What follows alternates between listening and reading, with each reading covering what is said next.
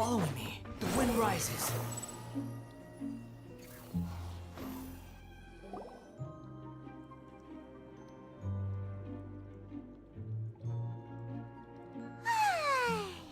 Now for a little rest after breakfast. This is the life. Wait a sec. Isn't something important supposed to happen today? Oh, today's our big day! We're supposed to leave the Fortress of Mirapede! Come on, we've got to go complete the release procedures now!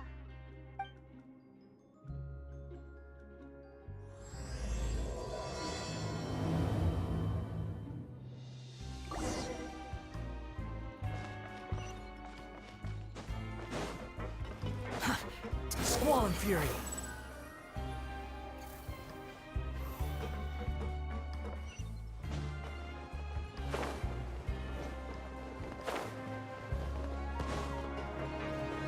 Quit following me. Please, sign here. This document will be effective immediately upon signing, and you two may exit the Fortress of Mirapede via the regular channels. It's been so long since we've been to the surface. Let's hurry up and... Huh? What's happening?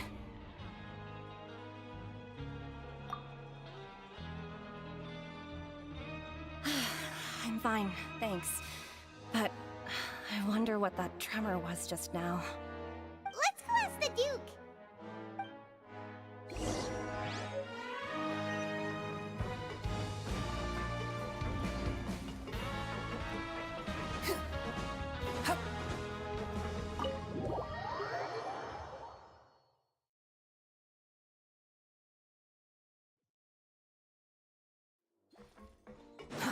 Too slow.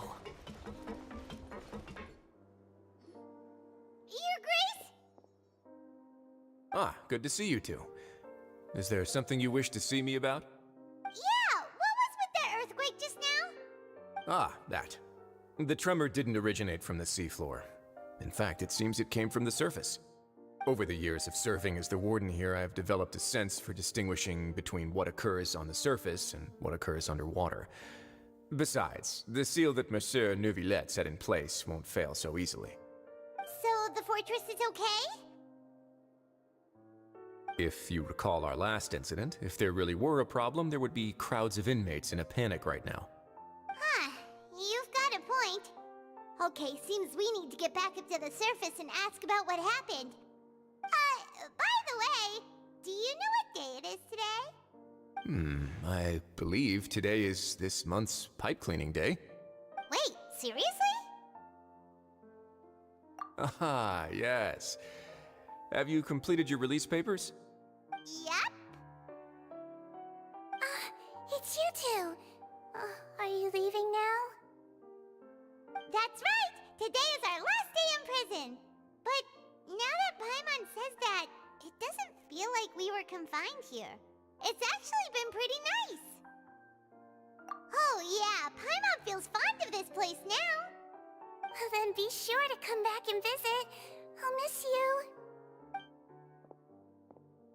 If you've signed the release papers, then you're free to go.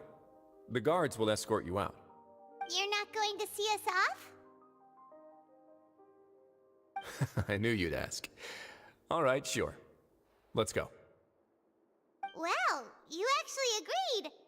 No worries, you must be busy. Paimon was just joking. Ah, so you do have a polite side, I see. After being down here for so long, I imagine you must feel like you're lacking companionship. Shall I come along too? Yeah, don't worry, we'll come back to see you. Paimon really likes the cafeteria here. The chefs sure do know how to make good grub. I hope you won't be here as convicts the next time I see you. We'll do our best to stay out of trouble. Well, it seems our work in the Fortress of Mirapede is finished. That's the end of another chapter in our journey. And since Neuvillette was the one who asked us to come here, we should probably go report to him now. Next up, the Palais Mermonia. You're going to see Monsieur Neuvillette? Please pass on our kind regards. I'm sure just your regards will do, no? believe it would be the polite thing to do. You're right. I've heard the Palais has been terribly busy these days. Tell him that I hope he hasn't been overwhelmed by the recent string of troubles.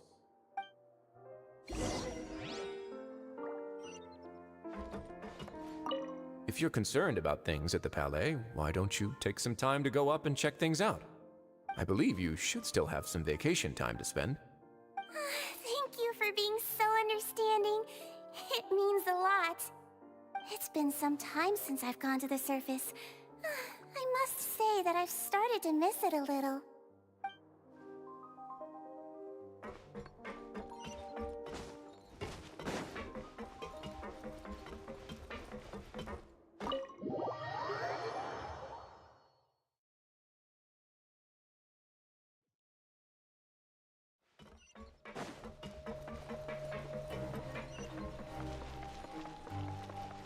The wind rises.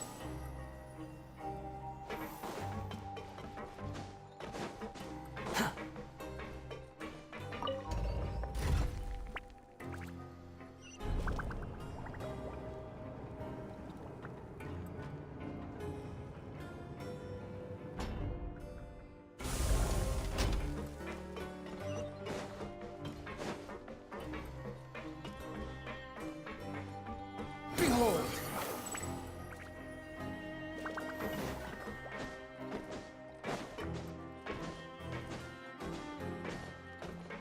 Squall and Fury!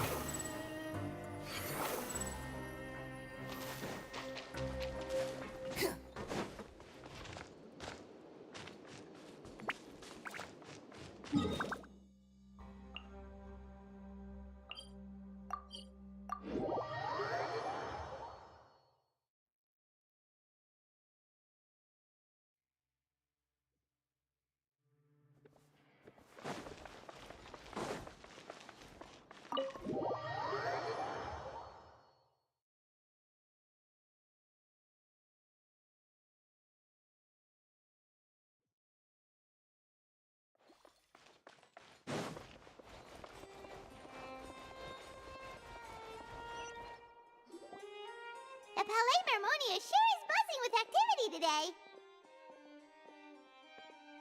Halt! Huh? Oh, it's you two. Apologies. Monsieur Neuvillette did say you'd be welcome at any time. Excuse me, would you mind helping me take a look at this report? I'll be right there. Sorry, I've got my hands full here. You can see yourselves in. Everyone's so busy. Seems a lot has been happening.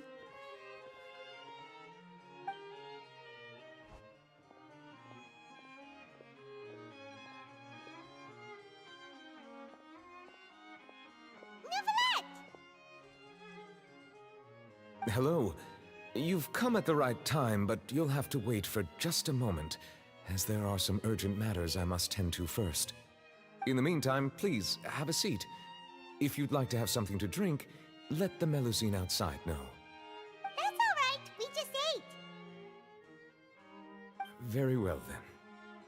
Let's take a break over there while we wait for him to finish his work.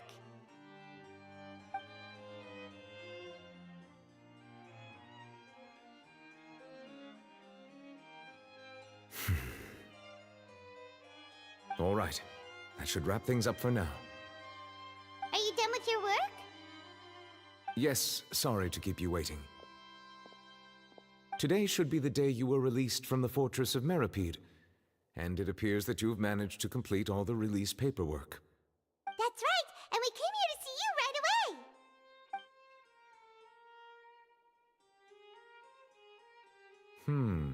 A massive whale. Do you have any idea what that might be? Judging from your description, that cannot have occurred in any ordinary waters, but rather something like the primordial sea. A whale of that size and shape cannot usually be found in the waters of Teyvat. Therefore, we can only assume that Child is presently immersed in primordial seawater. Immersed in primordial seawater? But how? And is he okay? Most people wouldn't be capable of entering in the first place. I'm not completely sure how he could have gotten there myself. Yes? What is it? Ah, right! Paimon felt it too! We asked the Duke and he said it wasn't from underwater, so we figured you might know something about it. It turns out that I have just received a report about this particular matter. In fact, that's exactly what I was busy with a moment ago. The source of the tremor was here on the surface near Poisson. After the shaking stopped, the water levels in the Poisson area rose at an alarming rate. The water levels rose? Oh no!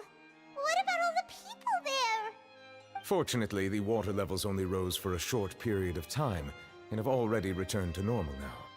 However, I still have a bad feeling about the whole phenomenon. If the change in water levels is connected with the leaking primordial seawater, then the situation in Poisson may be much worse than it appears. Navia should be in Poisson, right? We need to go check on her! I would also like to go there as soon as possible, but I'm afraid I can't leave just yet. We must immediately formulate disaster prevention plans for the surrounding coastal areas to avoid potential catastrophes. I'll have to ask you two to go to Poisson first. I'll meet you there to check on the situation once I've finished things here. There's no time to lose! Let's get going! Please be careful.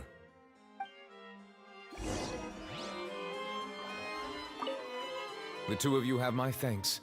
If you need any help, just let me know.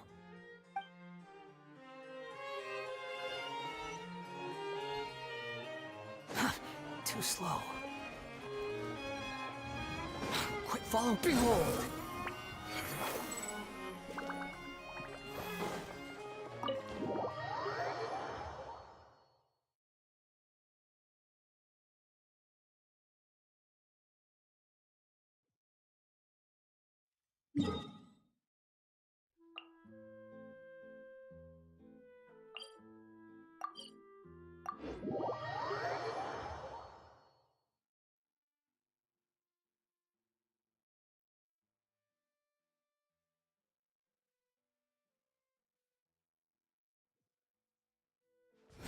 Search for it.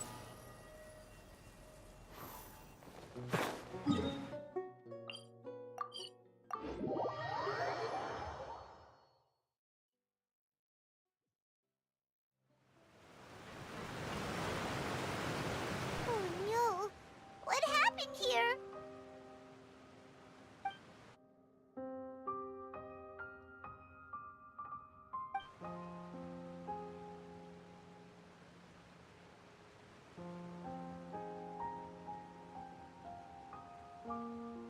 Navia should be around here, right? We need to make sure she's still... Paimon means we need to check on her.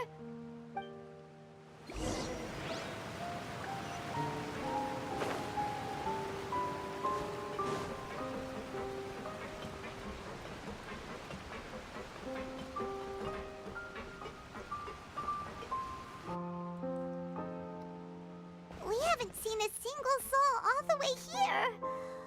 Oh, this is getting scary. What will I ever do now? Look, there's someone on the roof over there. Just stay put. We're coming up. Watch your balance. All right, just hurry.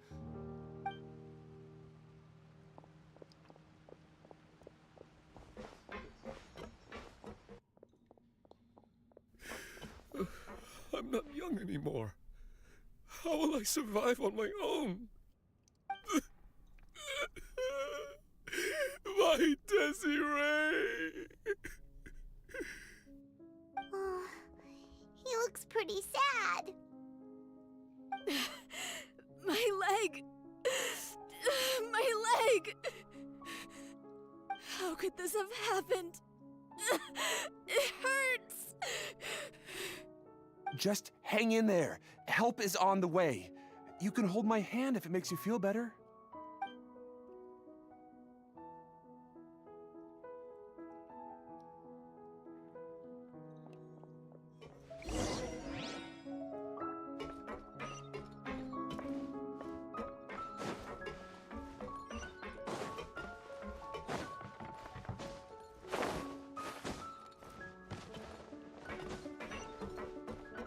Squall and Fury.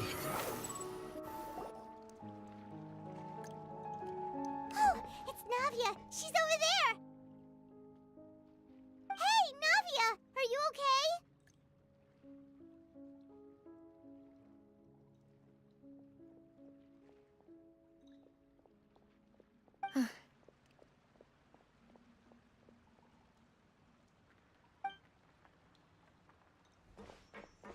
You're here. We heard there was a situation in Poisson, so we came as quickly as we could. Yes. As you can see, the water level suddenly rose. It caused quite the disturbance, in fact.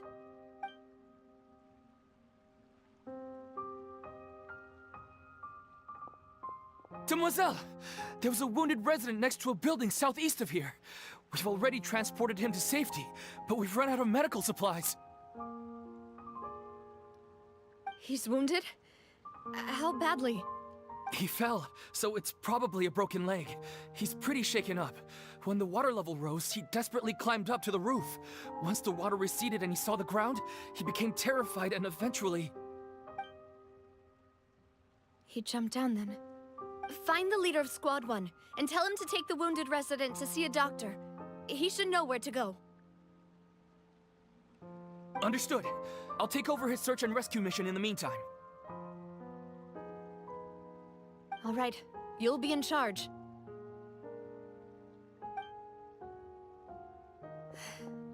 I'm sorry. Where were we? The situation in Poisson? Ah, right. Allow me to explain. A little earlier, we suddenly heard a loud noise. At first, everyone thought that something might have exploded on an aquabus. But before we knew it, water started pouring out from everywhere. The rushing water seemed a little odd, almost like the unique color of primordial seawater. Some people didn't realize the danger and thought it was just ordinary water, leaking from somewhere. Everyone on the street who happened to be close to the water didn't have a chance to escape. As the water levels rose, they suddenly disappeared. They were all dissolved. Those who realized what was happening started to flee in a panic, desperately trying to get to higher ground. Many were injured in the stampede, and some people fell from significant heights.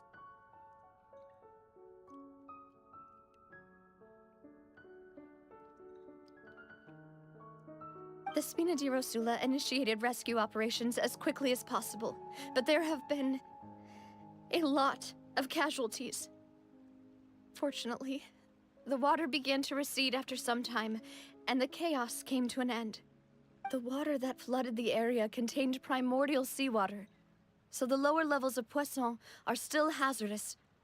To ensure everyone's safety, I've asked the people there to leave as soon as possible. No one knows if this could happen again. All we can do for now is try our best to help evacuate the residents. We still haven't completed the head count, but we'll have some numbers soon. How awful. And all of this just came out of nowhere. It was quite frightening indeed. I only wish that everything that just happened was a bad dream. Is there any way we can help, Navia? Thank you for being so willing to help in a moment of crisis like this. You don't know how much it means to me. I really can't express how grateful I am.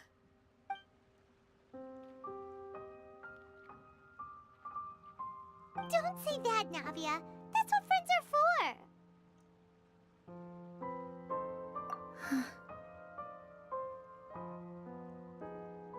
Demoiselle!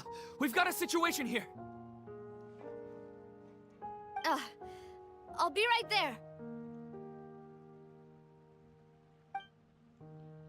Sorry, I need to go for now.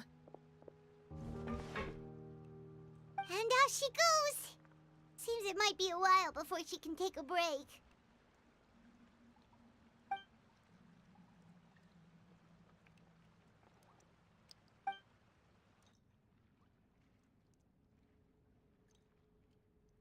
Okay, the wounded are being tended to, and we finished a preliminary head count. More support has just arrived, so I suppose I finally have a moment to focus on my own matters. Of course, we should remain ready for anything, and continue doing our best to rescue others. I'll be sure to have everyone at the Spina di Rosula ready to render assistance. Traveler, Paimon, would you two accompany me to my father's grave for a moment? Huh? Right now? Thank you.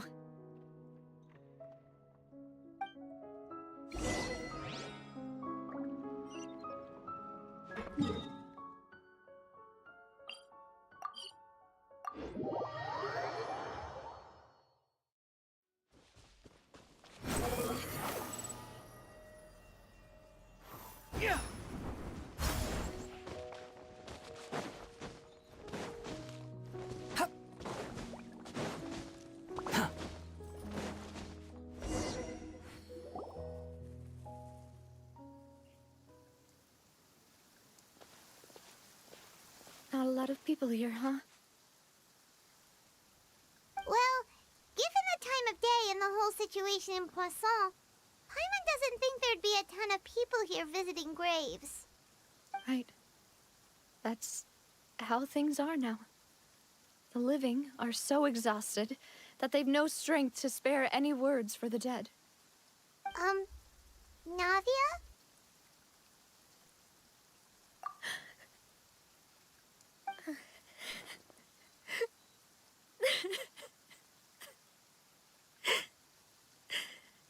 Navia, what's wrong? Sorry. I just... Malus and Silver, they won't ever come back here again. What should I do, Papa? Huh? What happened to them? Everyone agreed on the rescue plan, but still, I was the one who initiated it. They were helping evacuate the residents, but they couldn't leave in time. And they were caught in the seawater.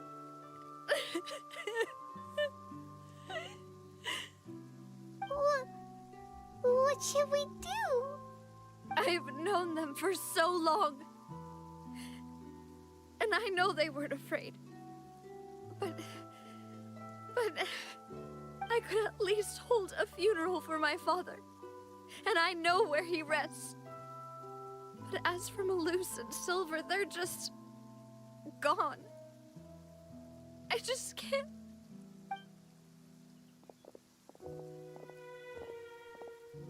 Everything looks so clean after it rains.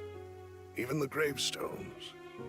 I didn't expect that you'd enjoy a glass of red wine in front of Master Callus's grave. I can understand. Besides, the scenery here isn't half bad. See, it's not just me. I always want to bring something when I visit Papa. Perhaps we might even have a picnic. He wouldn't be angry, would he? How could Master ever be upset with you, Demoiselle? Yet the cemetery is the home of those who have passed, is it not? Everyone ends up here sooner or later, no matter who you are. Buying yourself a plot in advance, are you? No need yet. But when I do, I hope you'll let me be buried beside Master Callus, Demoiselle. Hey, stop joking around. I'm quite serious. That way, it'll save us both the trip to see each other whenever you visit your father's grave. That makes sense.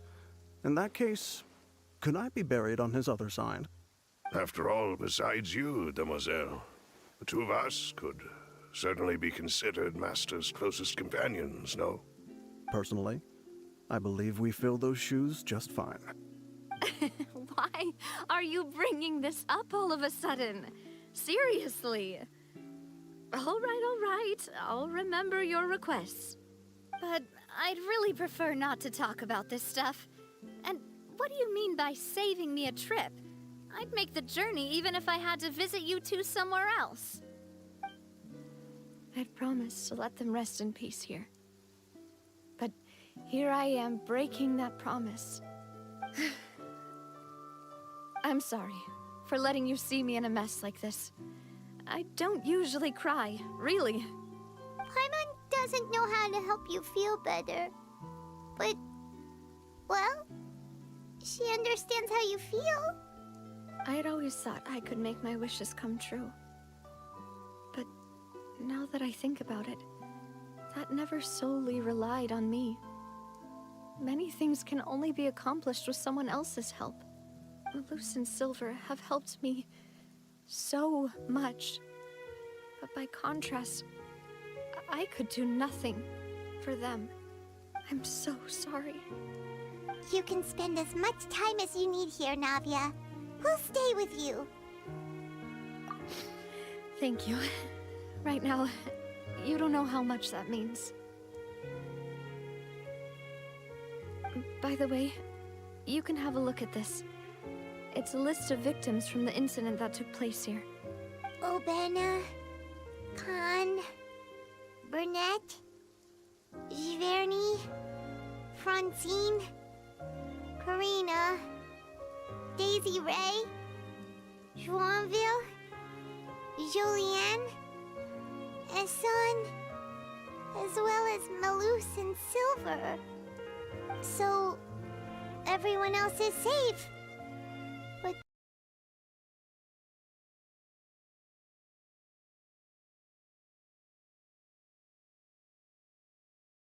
we lost Malus and Silver. But we were able to save more than we anticipated. The overall outcome indicates that the cost was worth it. right. Don't think that way, Navia. One person might be saved at the expense of another, sure, but that isn't something we should ever consider a trade. Malus and Silver were not the price for saving anyone. They're heroes. You're right. Thank you, Paimon. What you said just now was pretty amazing, actually. I'll remember your words. Oh, really? Seems you've become more eloquent in the time since we last met. The knave? What are you doing here? Is everything going well on your side? Yes, my people are carrying out the mission according to your request. All the residents of Poisson have been evacuated, and we're preparing to relocate them to higher ground. As for these supplies, we have everything taken care of. There is no need to worry. Thank you very much. Wait, do you two know each other? We just met recently. Right, Miss Navia? Usually, I would call this a coincidental encounter. That doesn't quite fit this time. Besides, it never even crossed my mind that a Fatui Harbinger would come looking for me. Thanks to the Knave, Spina di Rosula received generous support from the Fatui, which allowed us to complete the rescue and evacuation work so quickly. Mutual aid is essential to fostering positive developments. We were already in the area, in any case, so it was nothing. That said, I must say that you're a lot sharper than you let on. I'm sure you understand what I mean. I apologize for all the ways in which I tested you previously. We've never worked with a Fatui before, and it's extremely important for us to know who we're working with. My subordinates have reported that Fatui soldiers have been observing water levels and taking head counts in various locations. I hear that they've also prepared a large amount of emergency supplies. I'm quite surprised. This is nothing to brag about, nor do I intend to. It is simply the way of powerful organizations to act forcefully, whether they are doing good or ill. You've witnessed that firsthand, in any case. As I've told this traveler before, I know of the prophecy, and I intend to prevent the impending disaster. Lending your organization a hand was a natural first step in accomplishing that. As such, do not be troubled by this token of our sincerity. Perhaps one day, you'll also be able to help me in the same way. Without your help, there would have been many more casualties. I won't forget your kindness. Furthermore, I sincerely regret what happened to Malus and Silver. I only wish that my people could have arrived a little earlier to prevent this from happening. Don't say that. You and your subordinates did everything you could. As Paimon said, Malus and Silver didn't choose to sacrifice themselves for any specific person. And they weren't the price paid for other salvation. They chose to become heroes themselves. I've never liked hearing people put it that way. It's like trying to relieve pain by saying some noble-sounding words. But right now, there's nothing more suitable. They really did become heroes. You're right. I'm sorry for your loss, Miss Navia.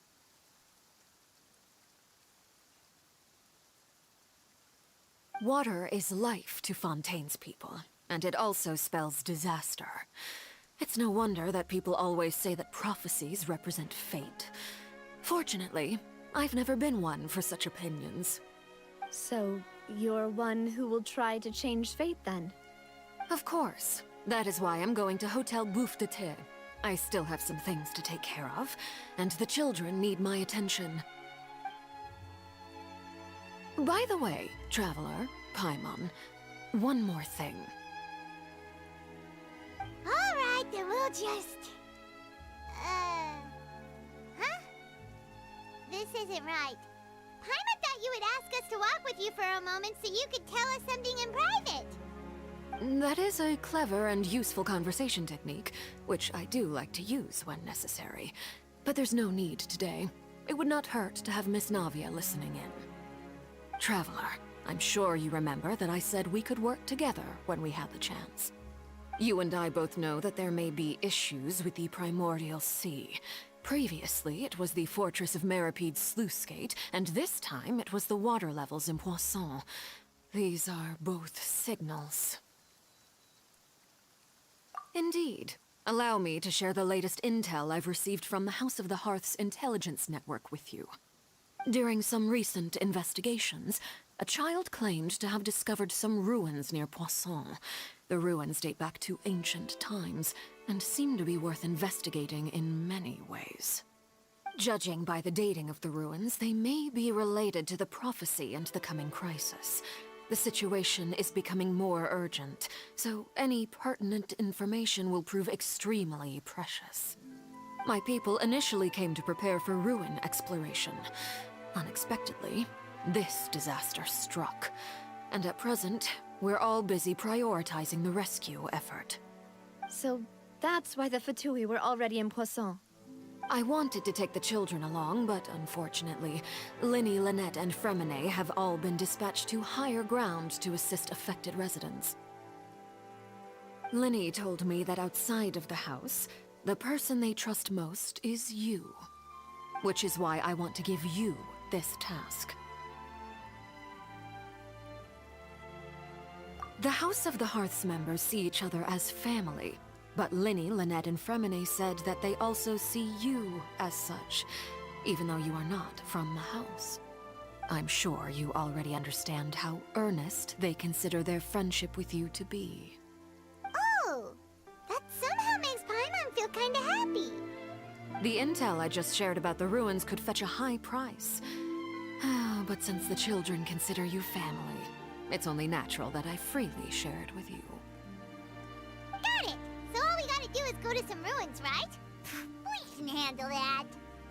Excuse me, but may I tag along? You wish to join, Miss Navia? But are you sure you're up to exploring some ruins? You need to rest. Well, I'm sad, yes. But I can't just go back and plop myself into a chair by the roadside and do nothing. There's no point in being depressed while we still have a disaster on our hands. As my father's successor, I must live up to the hopes he had in me. Besides, I'm also doing this for myself. I need something, a distraction, to keep my mind off Malus and Silver.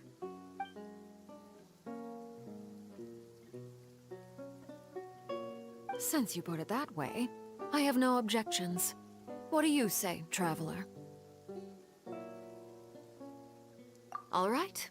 The ruins are to the south of Poisson. Here's the map. Okay, the three of us will handle it. Come on, let's pack up and get going.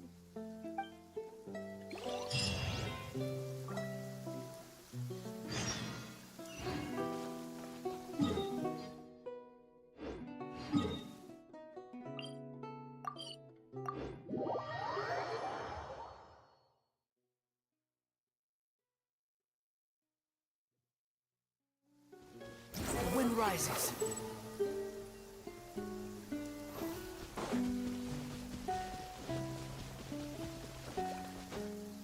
Quit following me.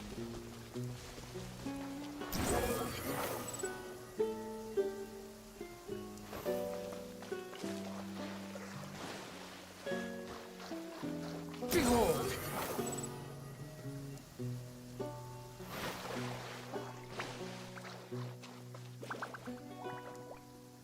So, are these the ruins the knave was talking about? Whoa, talk about old. They seem to be pretty ancient, all right. Let's go in and have a look. Just be careful.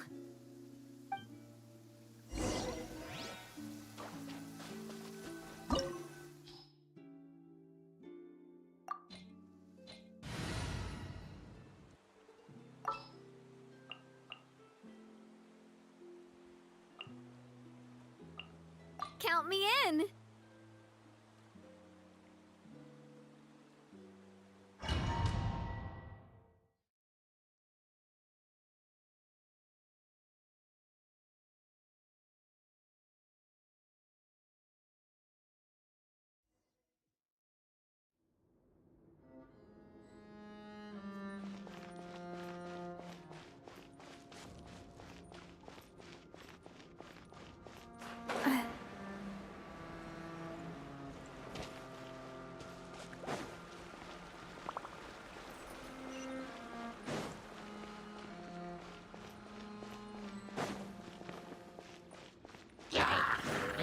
Feeling lucky?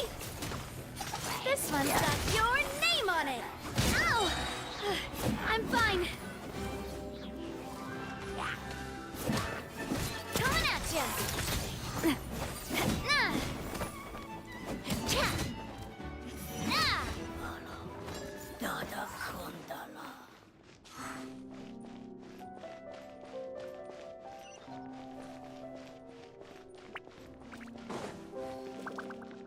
What? The floor here isn't safe.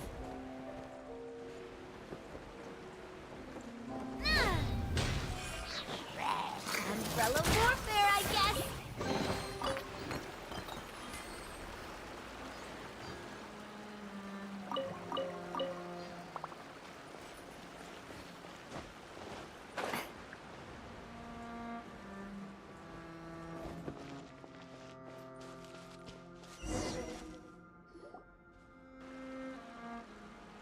This place has also been contaminated by primordial seawater.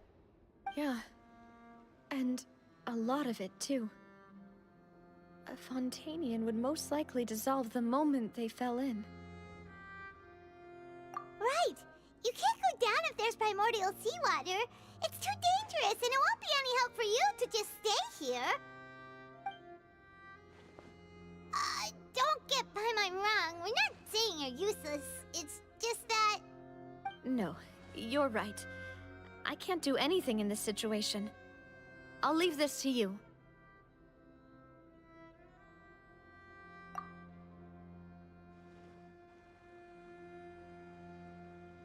That complicates things. Maybe the only way left is forward. In that case, do you want to wait for us here? The water levels here are unstable, and there's a chance the water will rise. So staying here wouldn't be safe either. I'll go together with you. Perhaps we'll find the exit just up ahead. All right. Come with us for now then, but please be careful.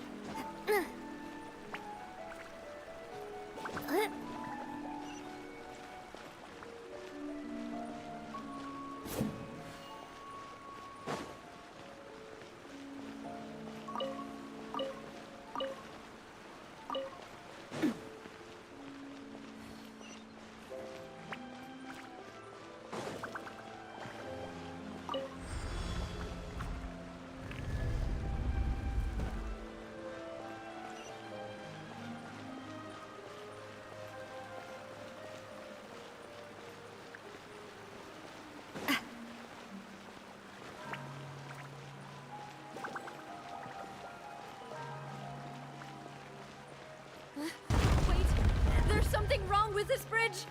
Run!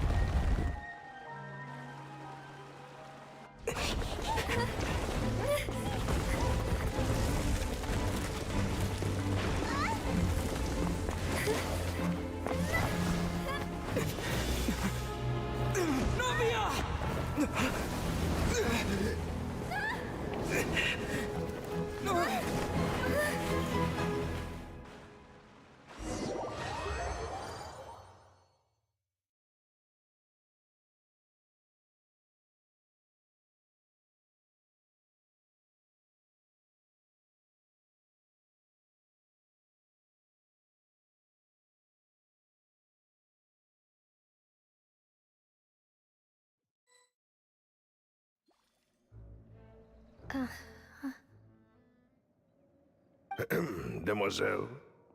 Huh? Demoiselle, what are you doing here by yourself? Would you be standing here till dark if I hadn't come to get you? Maybe she just wants some time to herself, Malus. Hmm? Oh. Was I sleeping? Yes, it would appear so. I must be tired. That's quite possible. However, you were the one that suggested we go out for a walk. Oh, right. I nearly forgot. It must have slipped my mind when I dozed off. I haven't had a nap today yet. Have I? This is a familiar feeling, yet something's a little strange. Is something the matter, Demoiselle? Oh, no. No, I'm fine.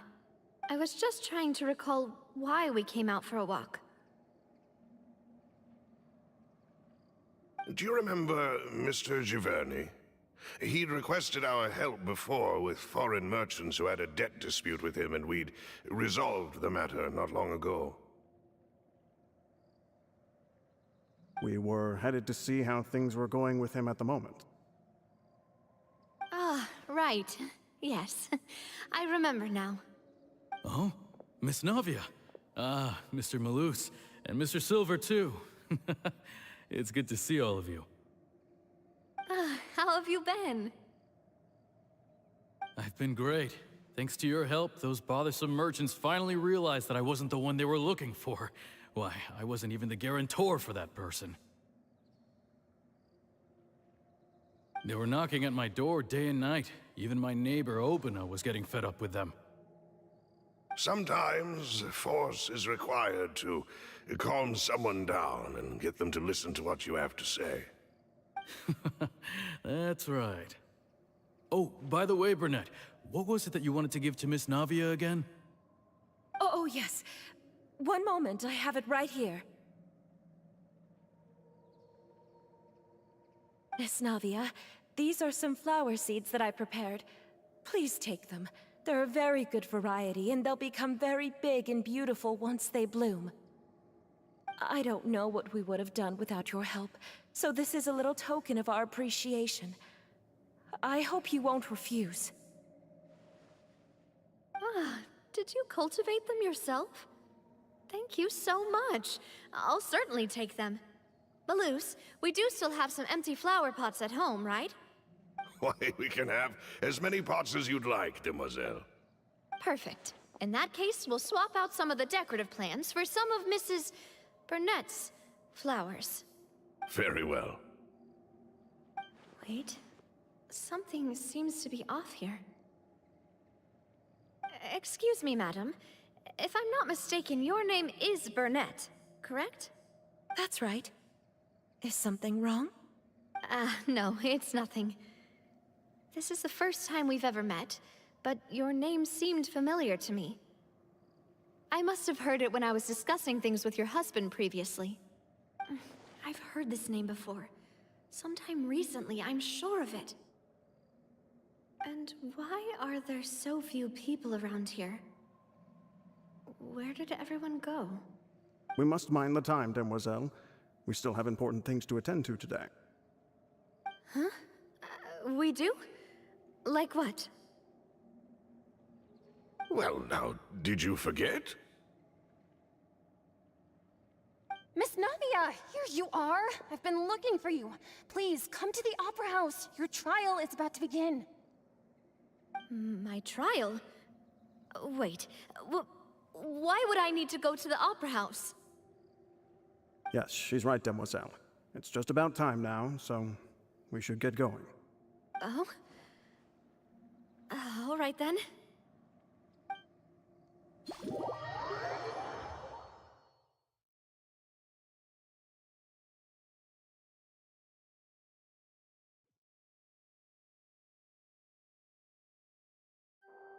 Look, it's Navia! She's here! And her two attendants are with her. Goodness, everyone's finally here. There sure are a lot of people here to see the trial. And they all seem to be oddly excited about something. I even know some of these people. Karina, Desiree, Joyville, Jolien, Essen. Why are so many people here? And why do I have no recollection of this case? And as for the judge... huh? Where's Monsieur Neuvillette? Please sit in the defendant's seat. Don't worry, Silver and I shall accompany you. All right. But are you sure you can stand behind me? Typically, it wouldn't be allowed, but today is an exception.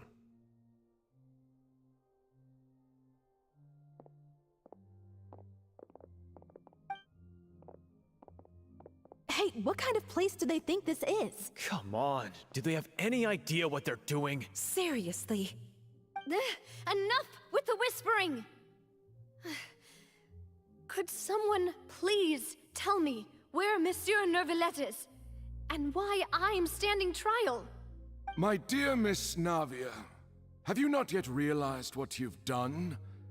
In that case, allow me to explain. As all here know, you are Master Callus's successor, the head of the Spina di Rosula, someone held in high regard by every soul in Poisson. After you took over the Spina, you treated all of us just like the late Master Callus had. If anyone in need reached out to you for help, you responded. Not only you, but your butler, your subordinates, nearly everyone in the Spina di Rosula fought for the well-being of those in Poisson. Wait a moment. Aren't you just proving that I'm a good person? Yes, correct. Absolutely right. And that is why you stand accused. You have helped so many people get through so many difficulties. You are one with us. We are inseparable. We are one big family, all of us who are from Poisson, inextricably linked. And with you being so important, we couldn't possibly do without you. Therefore, this fair and honorable court shall declare you guilty, and you shall stay here. You will be together with us forever. Huh? What are you saying? Everything you have said is correct. I have indeed done a lot for my hometown, and I would be willing to be with you all, but what is the purpose of having me stand here like this? What is there to discuss? Ah, well, if that's what you think, then I have no further comments. How wonderful, Miss Navia!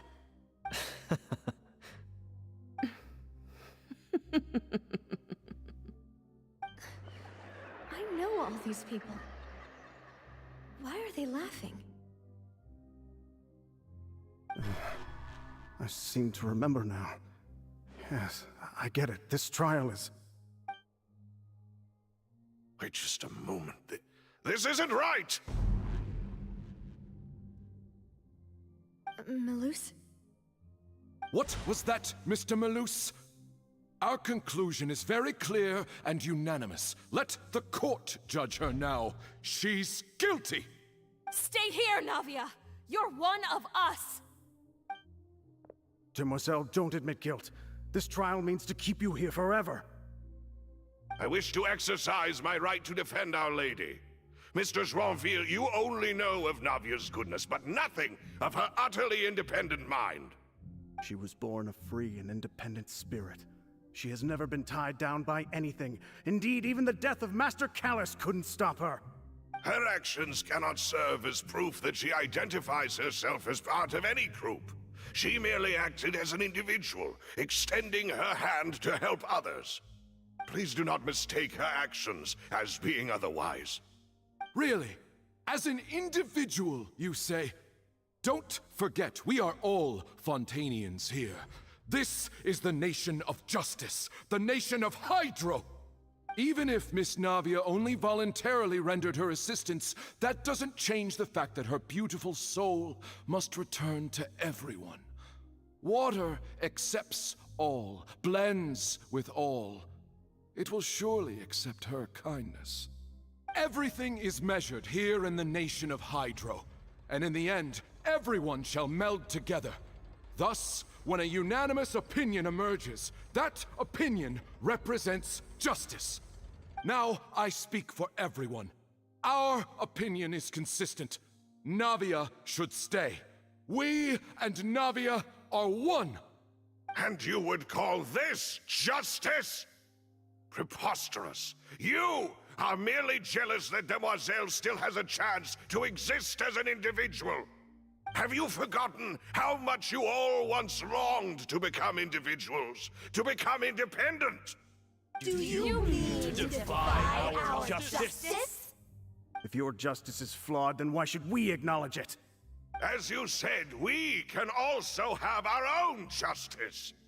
Silver and I shall defend Demoiselle. And that is how we will enforce justice. Ugh, my head... it hurts.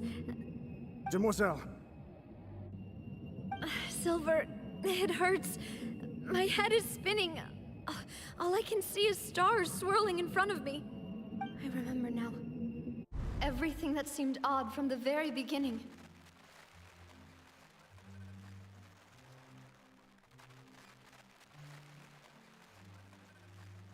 Karina, Desiree, Joyville, Jolien, Essen, and Mr. Giverny and Mrs. Burnett, who we met earlier.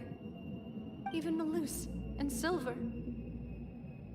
I don't want to admit it, but they're all dead. Don't be afraid, and don't admit guilt. We will protect you to the very end. Absurd! Who are you to say that she cannot be judged? We are the majority, and in the nation of trials, the majority is absolute justice. We are the will of all. Don't let them escape! We shall keep Navia here with us! Mr. Malus and Mr. Silver, must you be so stubborn? How could the two of you possibly hope to stand against the collective? Do not resist. This judgment is fair and just. Navia belongs to us. After all that happened, she should not be left alone in Poisson. What are you saying? No more excuses! He says we're jealous. Jealous? How could she possibly be an independent individual? What's with these people? Who's jealous of her? She belongs to us! Miss Navia, she... Silence! That's...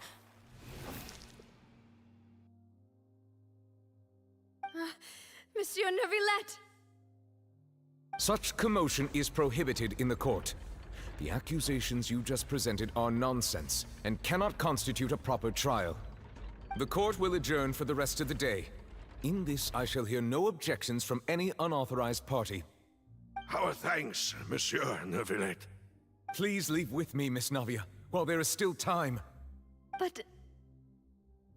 Go on now, Demoiselle. This is your only chance to leave this place. What, can't bear to leave us behind or something? Malus. My apologies. I couldn't resist making one little joke once I realized that this shall be our last goodbye. Malus. Silver. Quickly! You must come now! Goodbye, demoiselle. Farewell.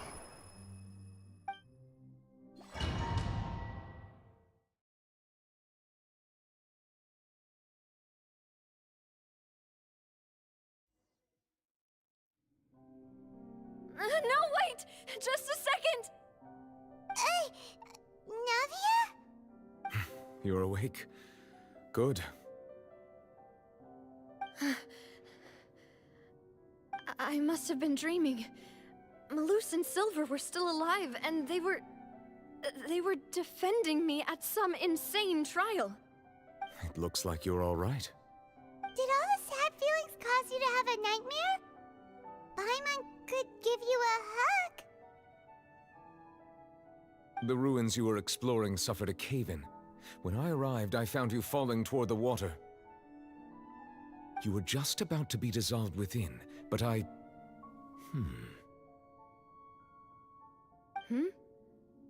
What is it? I think I saw 2 Oceanids protecting you. It was only for a moment, perhaps even a fraction of a second, but they gave me the chance to retrieve you. Were it not for their intervention, I would not have been able to rescue you before your consciousness dissipated. Wait, did you say Oceanids? You mean like what happened with Vache? Perhaps those 2 Oceanids were the people you saw in your dream. I always told them that they didn't have to protect me. To think that they'd keep doing so even after death.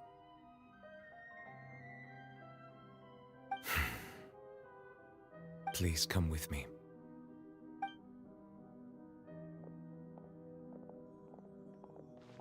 Neverlet, are you okay? Oh, I am quite all right. Perhaps there's something we could chat about? Why do you look so stiff all of a sudden? Oh, Paimon knows. You're the type who feels awkward when there's nothing to talk about, right? I merely thought that we should give Navia some time to herself. Huh? Why didn't you just say so then? Don't you think it's even more awkward to call us over like this and then have nothing to talk about? I suppose so. Ah, Sigewinne. I hope all is well with her these days. Her work in the Fortress of Meropide has not been too much for her, has it? No way, don't worry. She's doing fine down there. She's an amazing head nurse. I see. Well, that is good. I have always worried that Sigewinne would need a lot of time to understand the world of humanity, just as I have. Oh, and the Duke also says hi. Even though Sigewinne made him do that. He hopes that you haven't been overwhelmed by all that's happened lately. Thank you. I have indeed been busy lately, and I also hope that everything is going well in the Fortress of Meropide. He still doesn't know what to talk about. Let's chat about something else then. So, Neverlet, you're probably quite the swimmer, huh? Yes, of course. This isn't going anywhere. Let's try something else. How did you find these ruins? Did the knave tell you? Yes, in fact. I had arranged to meet you in Poisson, but when I arrived, I discovered that the Fatui were helping the residents evacuate. They had even transported a large quantity of supplies to the area. Amid my astonishment, I ran into the knave, and we had a chat. She informed me that she had asked you to investigate the ancient ruins here. Yeah, we originally planned to meet up with you, but we thought you might still be busy with all those official documents. We didn't think exploring the ruins would take very long, and who would have thought you'd wrap things up so quickly?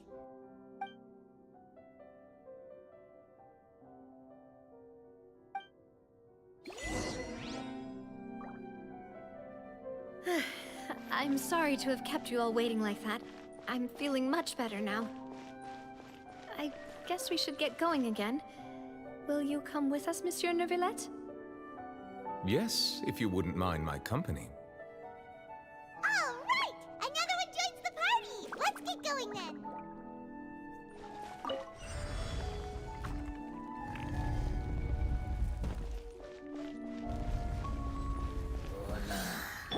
I will have order! Attack! This one's got your name on it! Feeling lucky?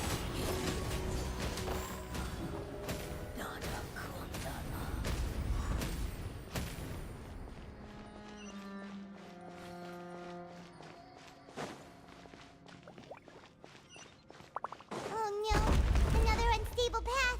Watch your step.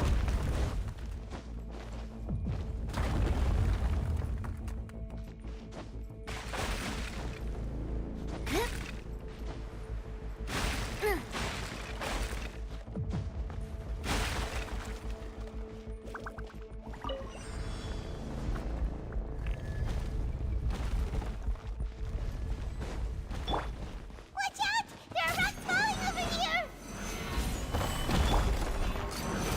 Lucky!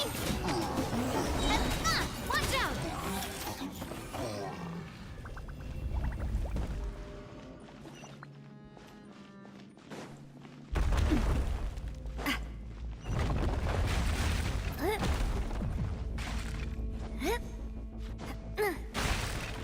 Seems we're almost at the top. Keep it up!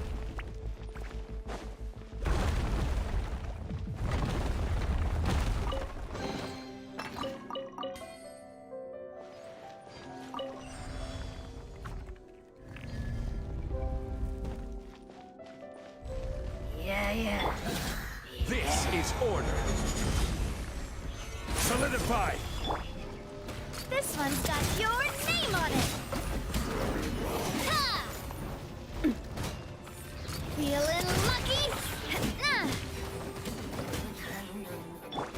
I will have order! Feeling lucky?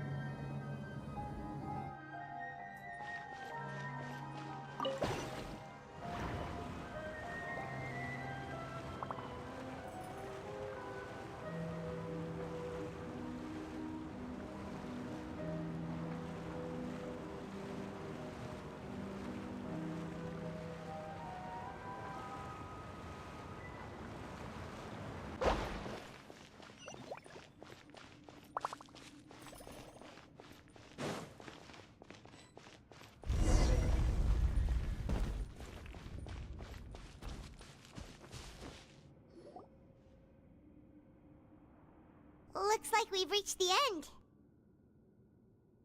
This is the place. There should not be any other hidden spaces in the vicinity. The path sure had some twists and turns, but it turns out that this place isn't actually that big.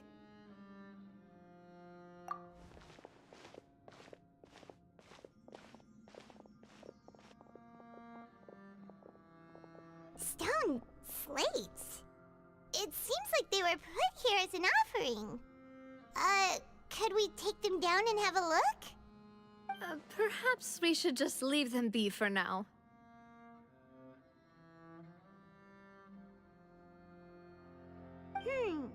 There are 4 locations in total, but only 3 stone slates.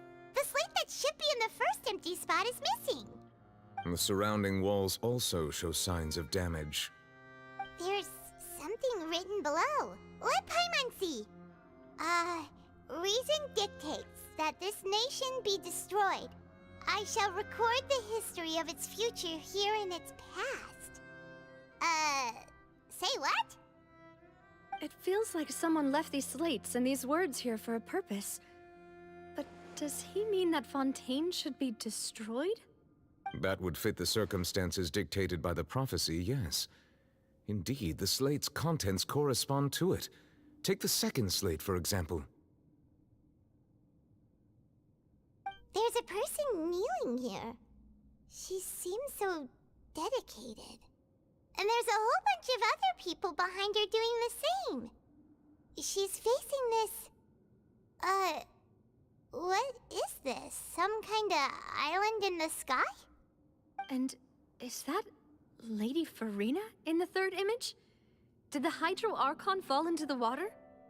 And is that a ring of people around her? Paimon doesn't quite get it. Are they all in the water? The fourth image. I know this one. This exactly matches the content of the prophecy. The people will all be dissolved into the waters, and only the Hydro Archon will remain, weeping on her throne.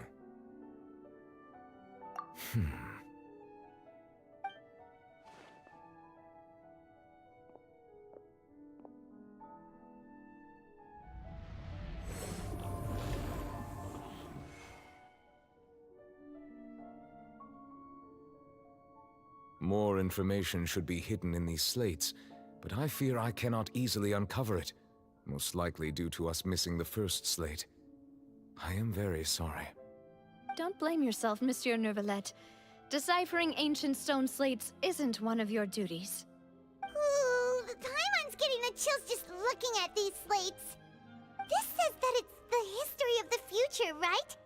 That means the prophecy's sure to come true. I really hope it doesn't mean that. Still, Paimon feels like these images are kind of weird when you look at them together.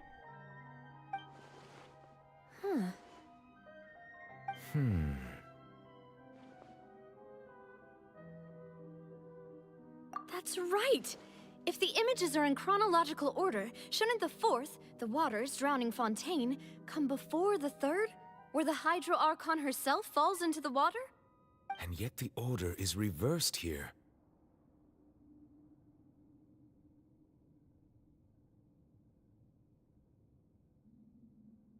If we go by timing, Lady Farina only emerges in the third image.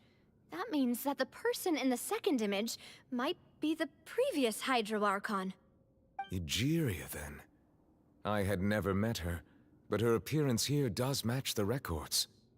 The previous Archon kneeling before the floating island in the skies, as if confessing a sin. Did she herself commit that sin? And if not, why would she be in such a posture? Also, I'm still wondering why these ancient stone slates are here at all. Judging from their contents, could this place be the origin of the prophecy? Does that mean that someone, or some people, once saw these slates? But who would have created these slates and left these words here?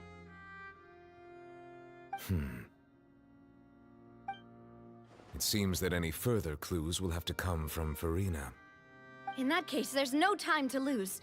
There's nothing else to be gained here, so let's head back first. Yeah, we better get somewhere safe for now.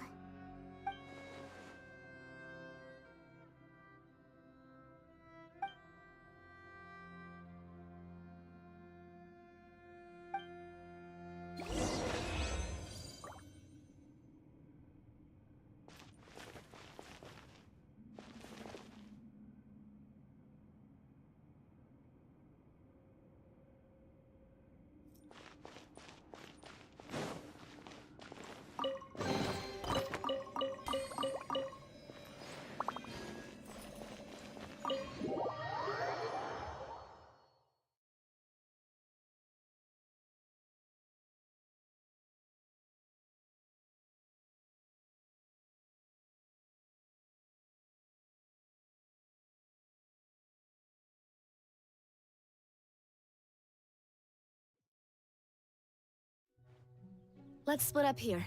I'm going to check on what's happening with the Spina. You know how it is. There's some things you just need to be there for yourself. You still have energy for that, Navia? Paimon's already beat!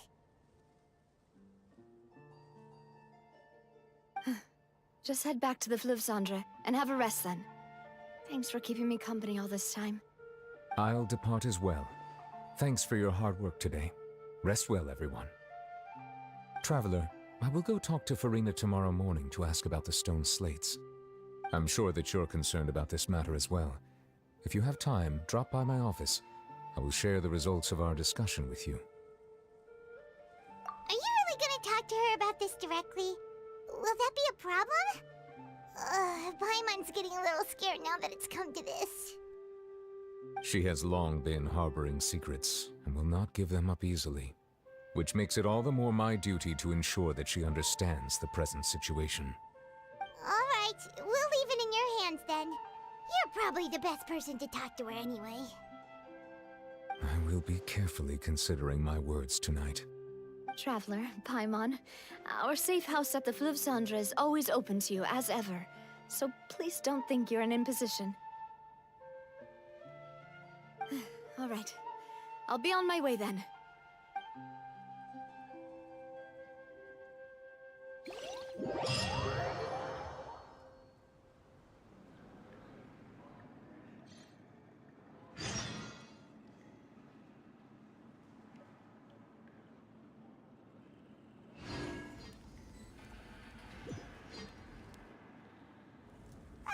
We're finally back! Welcome back. We've got a special menu prepared for you two tonight. Yay! And there's good food too! Navi, no, the boss is the best. Ooh, desserts! Nice, these are all Paimon's! Paimon's already starting to forget what happened today. Oh, that voice. Is that who I think it is? Huh? It's you two. What are you doing in Fontaine?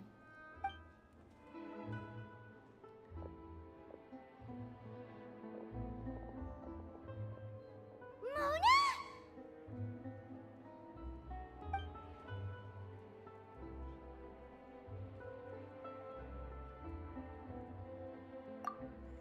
Seriously, nobody just uses a scry glass whenever they've got time to just see who they'll meet on the road. Still, we didn't expect to see you here. Wait, you're not a Fontainian, are you, Mona? Well, I have some business to attend to here, so I booked a hotel in the city. I was just out for a stroll when I bumped into you. Quite unexpectedly, if I might add. Why did you think I was from Fontaine, though? Is that because Magistus doesn't sound much like a Mondstadt surname? Yeah, let's go with that. Well, I used to have my own surname, which was, well, some other thing. Either way, the old hag told me when she took me as her disciple that the first step to being a great astrologist's pupil was to change that name. There was nothing for it, really. She really is amazing at astrology, so I changed my name to what it is now according to her wishes. To my surprise, however, Megistus is not the name of some ancient house or clan. It isn't? Nope. Although it is used by us in place of surnames, it generally just means great. Wow! Imagine including a boast in your name. Wait, are you gonna have to put that into your genealogy as well? I reckon so. In any case, I'd give my disciple a name like this as well, if I were to take one. Astromancer Barbeloth Trismegistus. Whoa, that's a long one. Does it also mean great or something? My name means Mona the Great Astrologist. As for the old hag, hers is, in plain speech, the thrice-as-great Scholar of the Stars.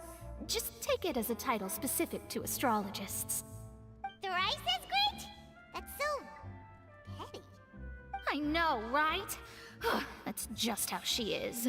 She used to call herself Megistus, actually, but when she took me in, she changed her name to Trismegistus. Talk about excessive. Megistus is thus the calling card of our school, so to speak, which makes it about the same as a surname. It's all right if you don't get it. You can look into it further should you need to study astrology more deeply. That sounds terrible! But anyway, you're not Fontanian, are you, Mona? You're from Mondstadt, right? Well, I was born in Mondstadt, yes. My parents migrated to Dorman Port, and I traveled with the old hag for a while, after which I settled down in Mondstadt City. Oh, that's a good thing then. At least we know you won't be dissolved by Fontaine's waters. Speaking of that, I'm sure you're aware that a bunch of things have happened here in Fontaine, right? I know you're not a local, but I'd avoid getting too close to any water that looks strange all the same. There's something ominous about it. Well, the water, I mean. That was the main reason, yes. Just a while back, the Steambird invited me to take part in a panel and speak about the circulation of the prophecy as an astrologist. The invitation was sent quite early on. I don't think anyone expected Fontaine to be in this much trouble. What do you make of that prophecy, Mona? Just tell us what you think as an astrologist.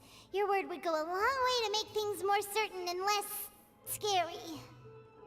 What I can tell you is that I'm an astrologist, and that this prophecy concerns the fate of Fontaine, even that of all Teyvat.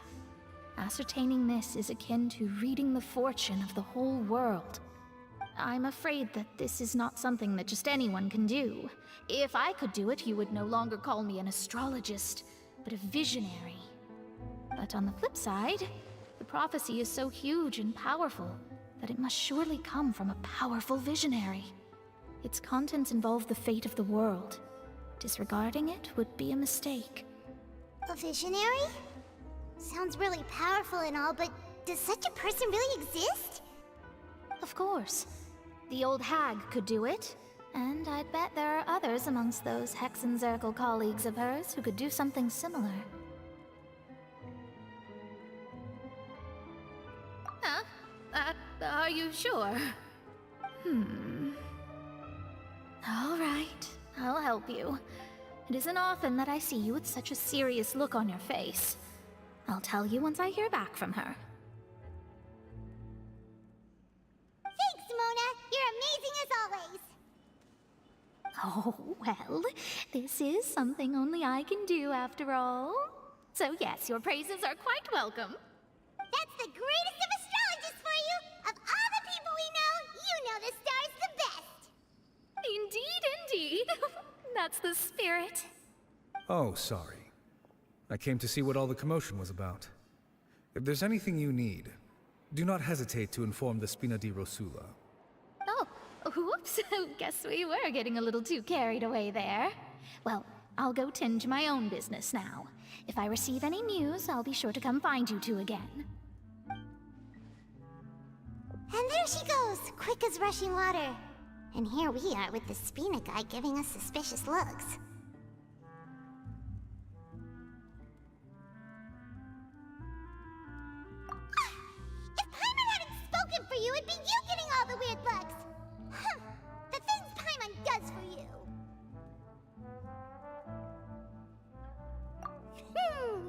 more like it.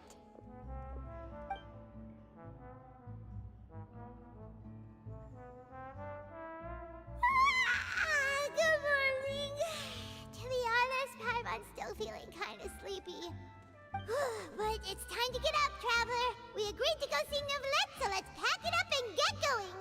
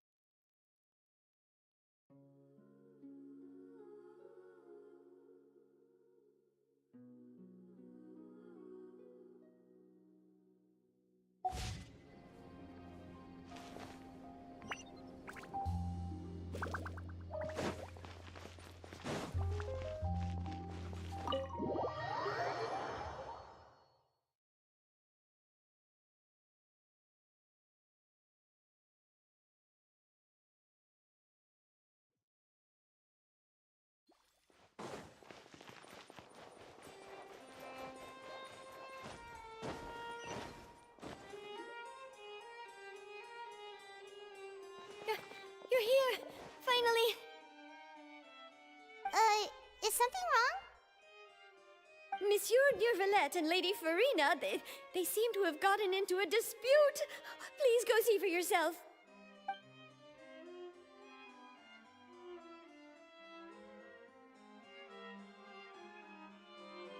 Like I said, I've already explained everything. And yet the problem has not been properly solved. There is little space for excuses between us. It is not my intention to offend you, but please, tell me where you stand. You are the Hydro Archon Focalor, are you not? Look at this. This is a list of the victims from the recent Poisson incident.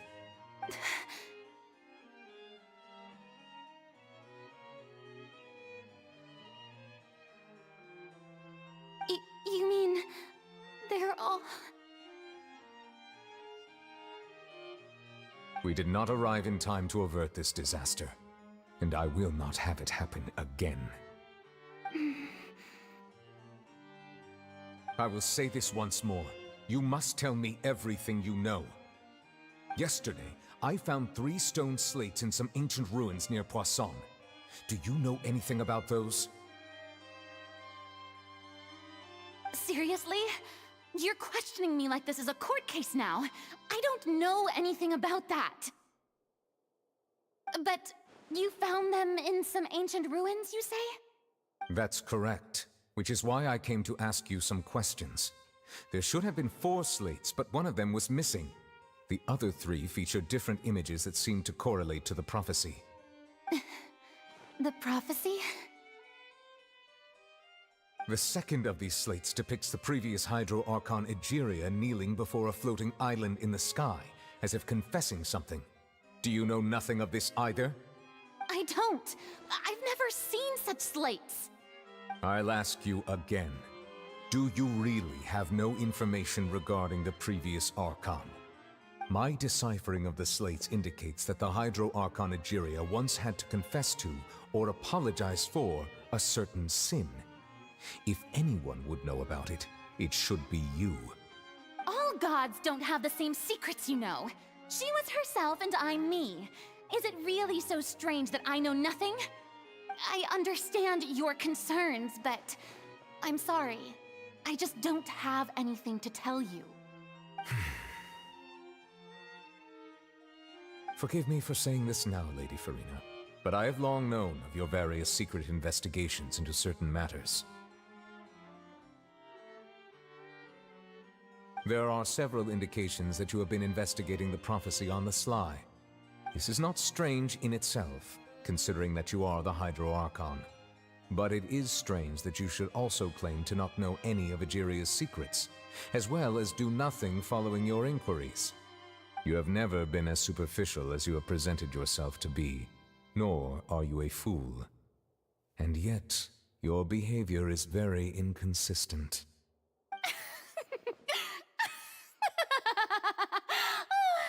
So you've been watching me all this time, have you? I didn't think you were that type. You... Well, since you know about my secret investigations, then you should know I'm actually working to take care of it. There's no point questioning or suspecting me. You're the Eudix, but you're still my subordinate. You should be following my lead. Just trust in me. You're Archon, and do as I say. Never mind whether you can truly convince yourself to or not.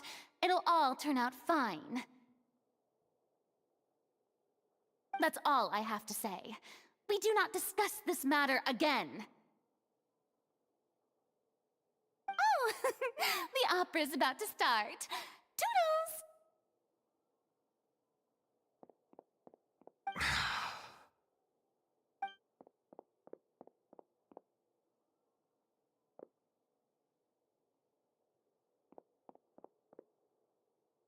Did Farina not notice us standing by the door? Wonder what's up with her. She was smiling. Huh. She didn't seem in the mood to care if we were listening in or not.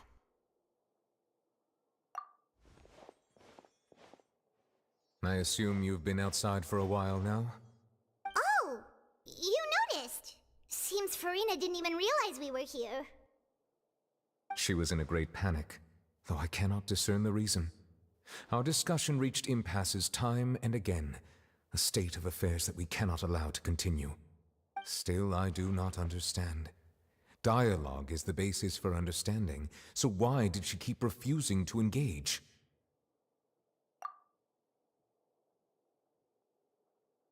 Everyone in her inner circle has noticed that she is hiding some secret. The issue is her attitude. I fear that she will not reveal anything unless absolutely forced to. We may have to create a situation in which she will have no choice but to speak. Oh? Like what? Normally, people will only reveal the truth when standing trial. Perhaps we must have the Hydro Archon experience just such a scenario. But Farina's seen so many trials, and she's really good at dodging questions.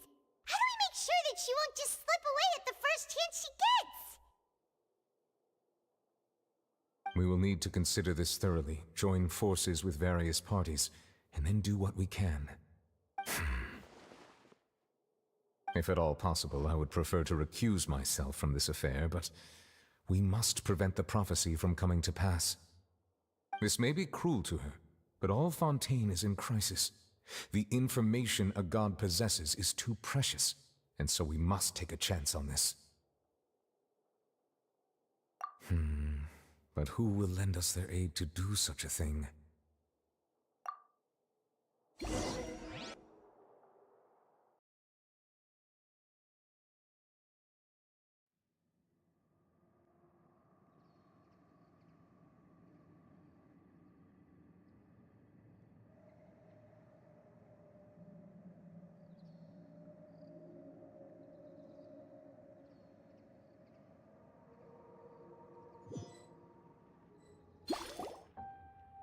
Well, that's everyone, huh? Speaking of which, it was pretty smart of you to think of hiding here. Poisson was just involved in a disaster, so it's presently devoid of people. That naturally makes it the best choice. And here you are drinking tea like it's the most natural thing in the world, huh? That's what family should do. Sit and enjoy a leisurely time together. It's nice to enjoy tea here, you know? Care for a cup? Lend me your ears, everyone. Or perhaps one of you might like to start us off. How about you, friend? Me? No, I don't think I can.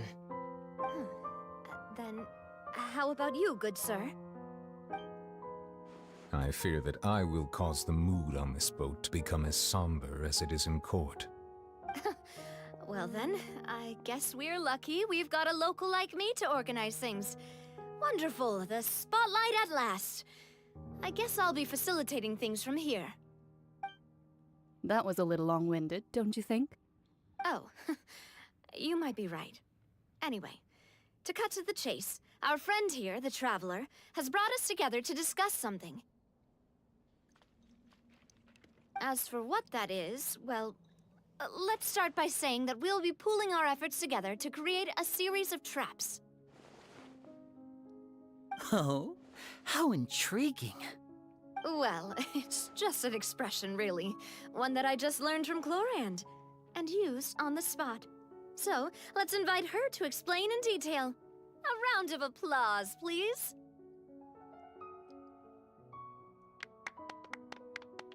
Huh? Didn't you say that you would be facilitating this? Oh, come now. Your work doesn't involve much public speaking, right? This is a good chance to practice. You might even pick up some fancy oratory tricks to impress your boss with in the future. I see. And what does my boss say? He is glad that you consider him your boss. Do go on.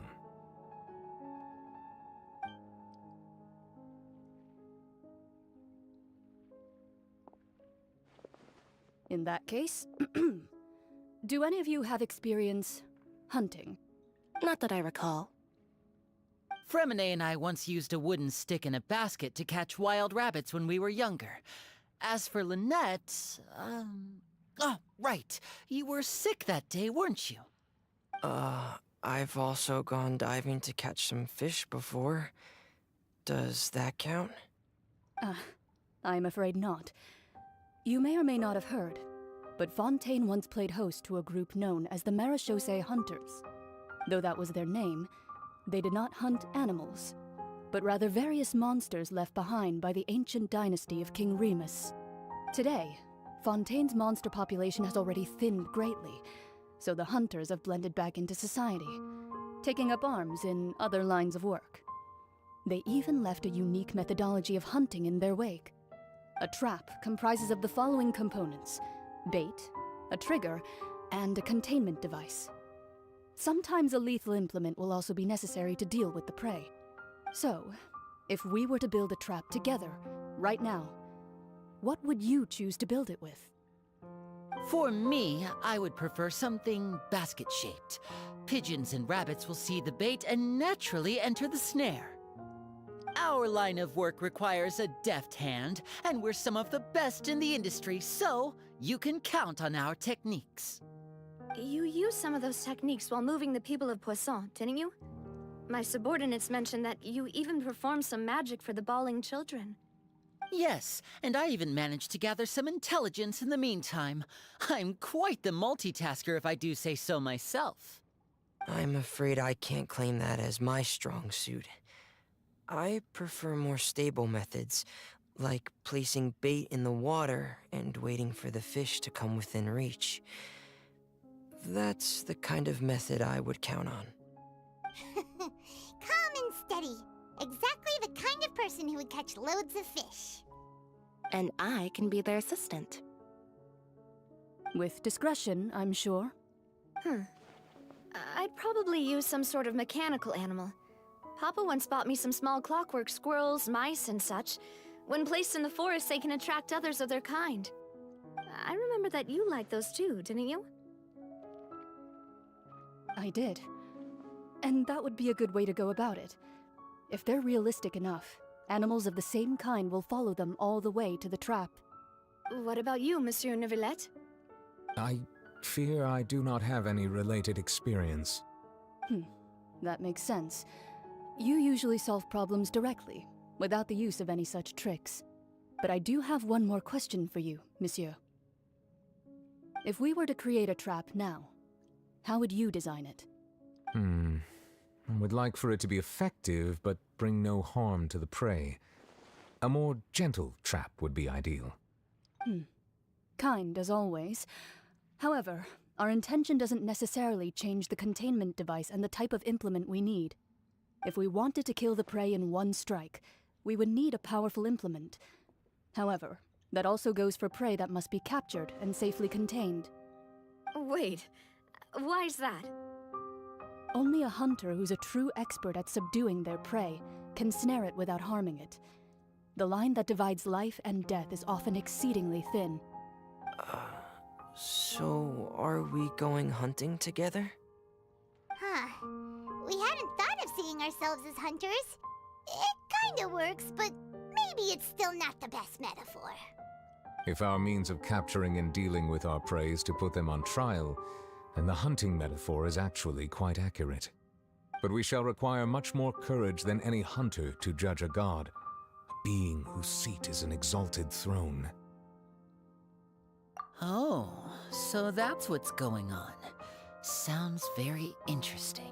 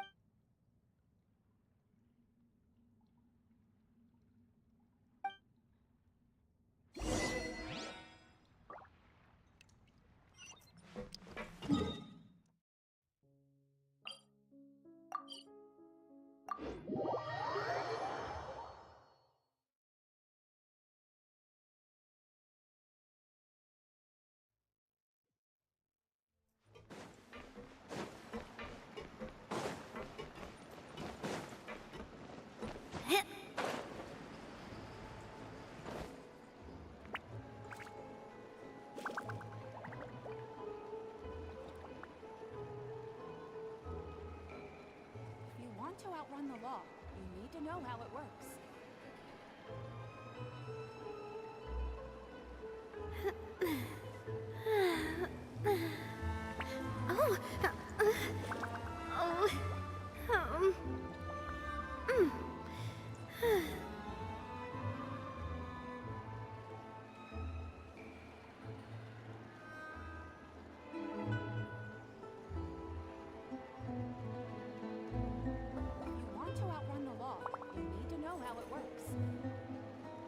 My time with the Spina has taught me that carrying an unreliable weapon is worse than not carrying one at all.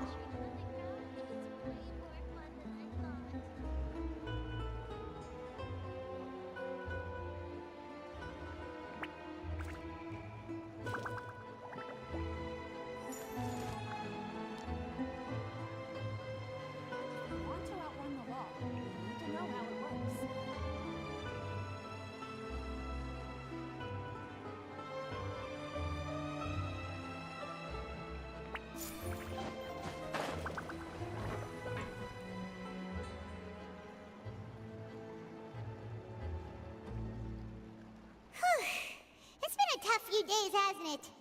So much has been happening. Paimon didn't think the meetings would go on for so long, but everyone seemed pretty fired up, huh? Paimon thought they'd be at least a little frightened. Well, Fremine was, now that Paimon thinks about it, but everyone else just looked a little surprised. Well... It's hard to say. Paimon doesn't have any experience with this sort of thing. But with you around, Paimon sure will do great. After all, you're the most reliable person in the world, aren't you?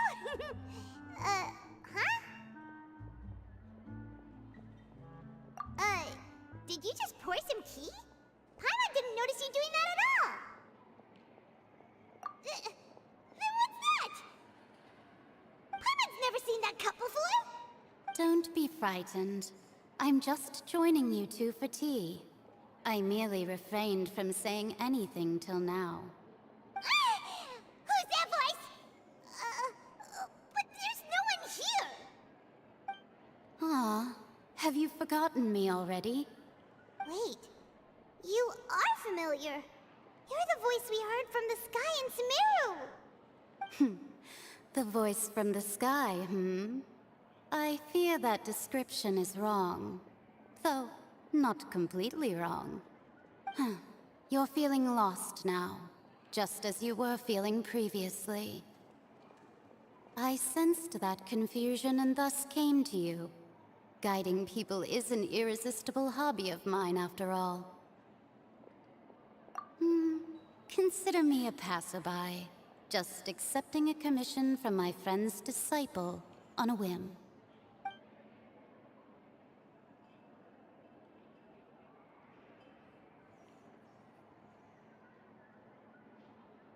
The prophecy. Yes, what has been prophesied will be fulfilled.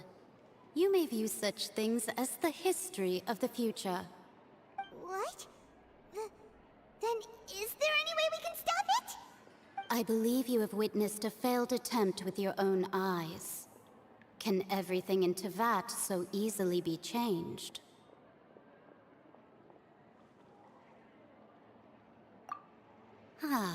So you've caught on. Just as prophecies are usually only the future as seen from the perspectives of the gods, could things be happening in hidden corners where the gods' gaze does not fall? Are the things that you shall see different from the fate that the gods perceive?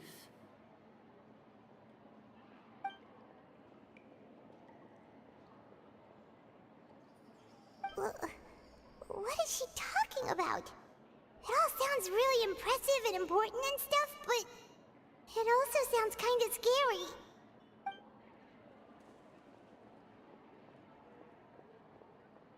I believe that you understand, right?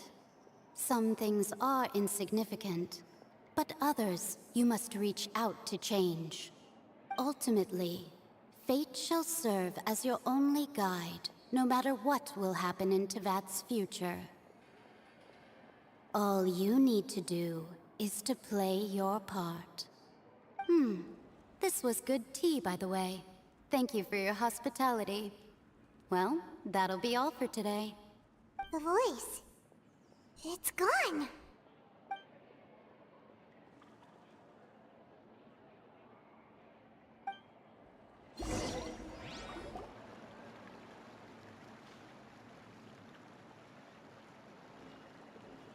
What? I want to hear someone talking. Alright, coming! Hey, it's you who's getting lazy, okay? Well, I see I've walked in on some lively banter. Fine, just fine. I went to take part in that Steambird panel. It turned out to be more interesting than I expected. Not all Fontainians are pessimistic about this. One journalist mentioned that sitting around and waiting for the end to come would be wrong, and that they should make their own rescue preparations. I agreed, so we had a brief chat with her. Did she have pink hair by any chance? Why, yes! It was Charlotte. You remember her, right? That daredevil journalist? I'm in full support of her view. Prophecies are very important, but how can people allow their lives to be commandeered by just a few words? That's right! Paimon's glad to hear something sensible for once. Ah, yes. About what we had discussed before. I did try, but I'm afraid I couldn't reach the old hag. I'll try again tonight, but I wouldn't get your hopes up. Huh?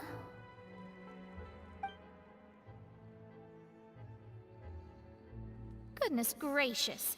Are you serious? She said that even the god's gaze has blind spots. Pretty bold if you ask Paimon. Most people would believe the gods to be all-knowing, right? The Hexen Circle members are certainly anything but ordinary. As for the mage named N, the old hag has mentioned her a few times. She said that N's sense of direction is incredible, and that she loves guiding those who are lost. But I've never met her, and if she were still alive, she'd be...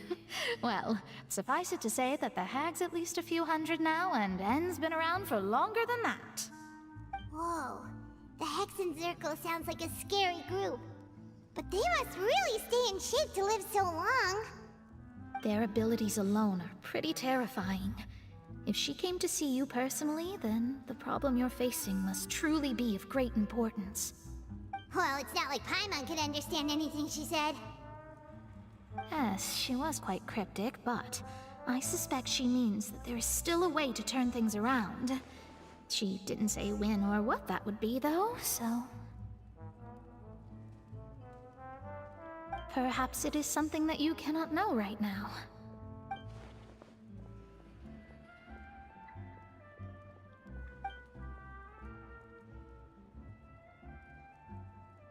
Traveler, Paimon, are you two all right? Oh, we're fine. We're just a little down right now. It kind of feels like the end is coming, you know? I see. I feel that same sense of desperation, too. I guess you could consider me someone who has often witnessed fate. So far as I have seen, it cannot be swayed. But even so, I still hope for, and believe in, miracles. Astrology is eternal and rational, but fate may not be. It is cruel, but it can also be beautiful. Perhaps that's what N was trying to tell you.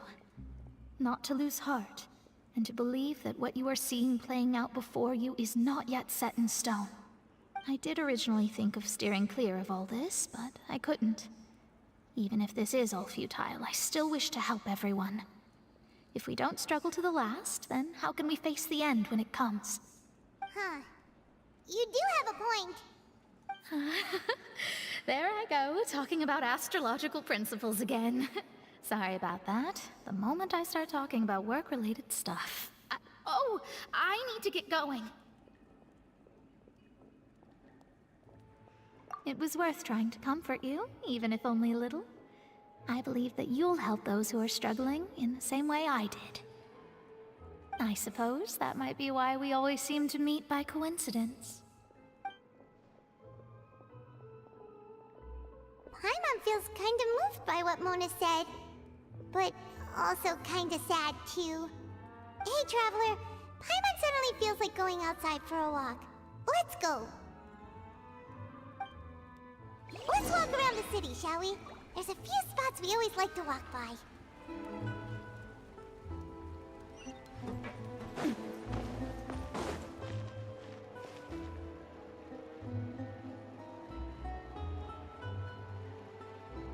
you want to outrun the law, you need to know how it works.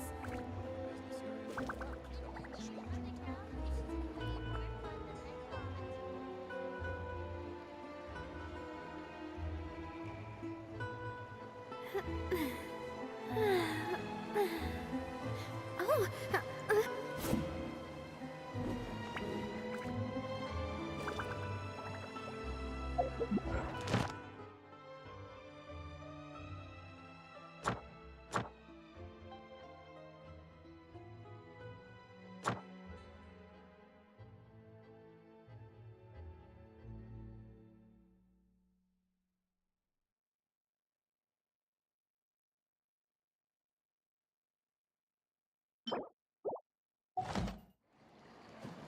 If you want to outrun the law, you need to know how it works.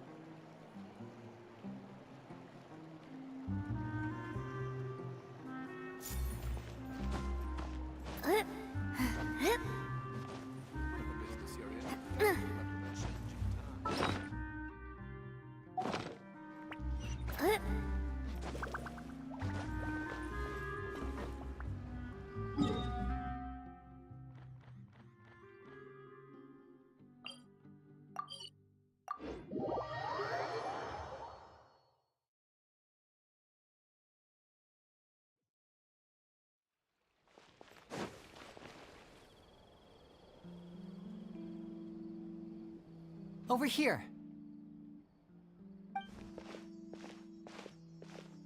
Lynette's not joining us today? I've had her follow Gemma and see if we can make any inroads with her. They should be at a cafe right now. Still, I don't think that Gemma's likely to open up to us. So, we need a contingency plan. Today, we'll be looking into a guy named Lorenzo, Caesar's former pupil and assistant. When Caesar passed away, all the stolen goods discovered in his home were confiscated and returned to their rightful owners. But Lorenzo was the only one privy to all his magic secrets, and he inherited his craft. Before long, Lorenzo was the next big magician in town, his fame surpassing even that of his master, and it made him very wealthy.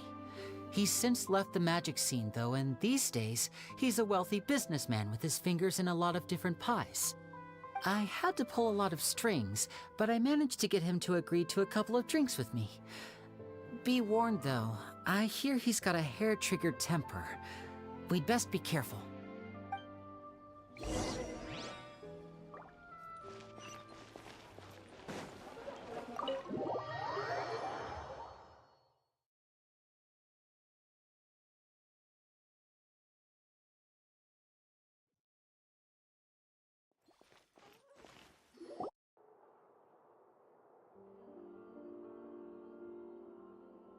You neglected to mention that you were bringing 2 other people with you.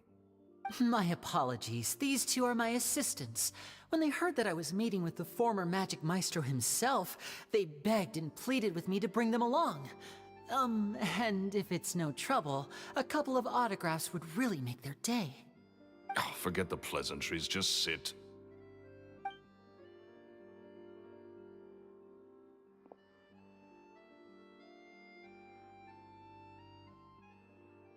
Get a load of this guy. Forget the pleasantries, he says, but he looks pretty happy about Lenny stroking his ego. I only agreed to meet since we're both magicians. Do me a favor and cut to the chase. I have more important things to do than drinking.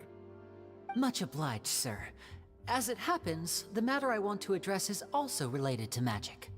Yesterday morning, a warning letter from the Phantom Weasel appeared on the entrance to the Opera House. He claims to be planning something for the same evening that I'm scheduled to do a magic show there.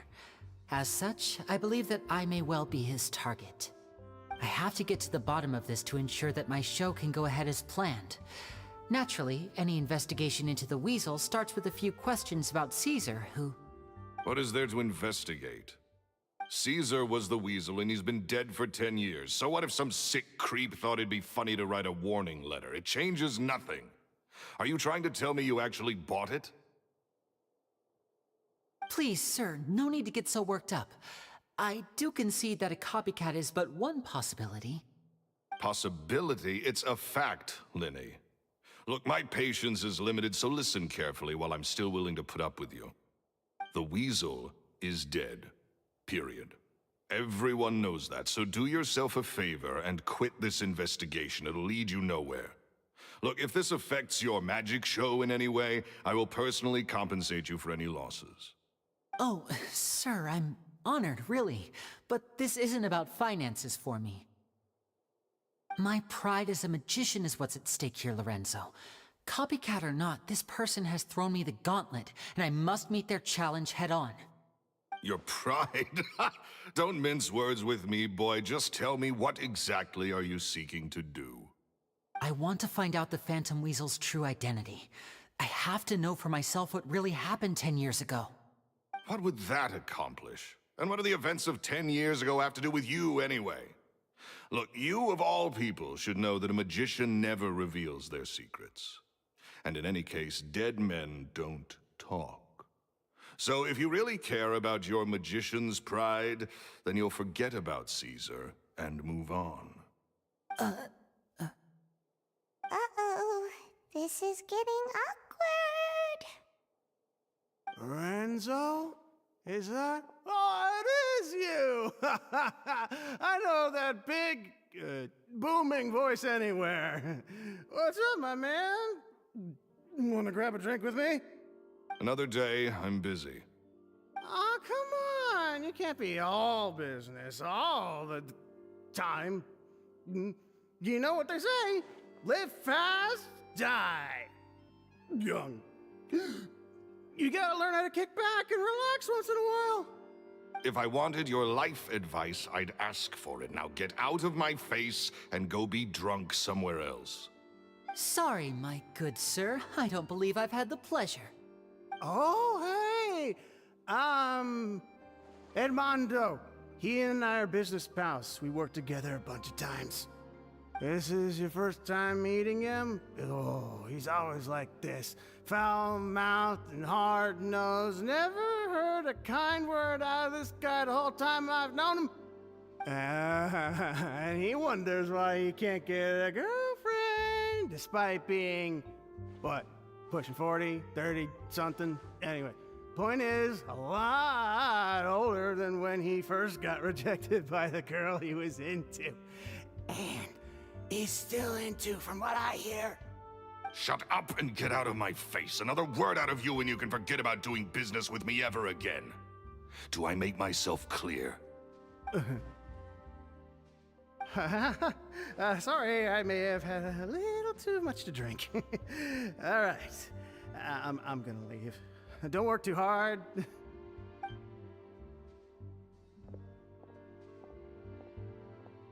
I think it's high time I made a move as well. If you really want to investigate this, Linny, be my guest.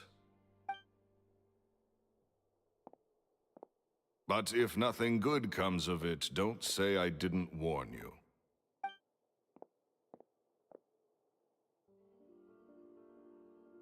Well, that fell to pieces in a rather spectacular fashion.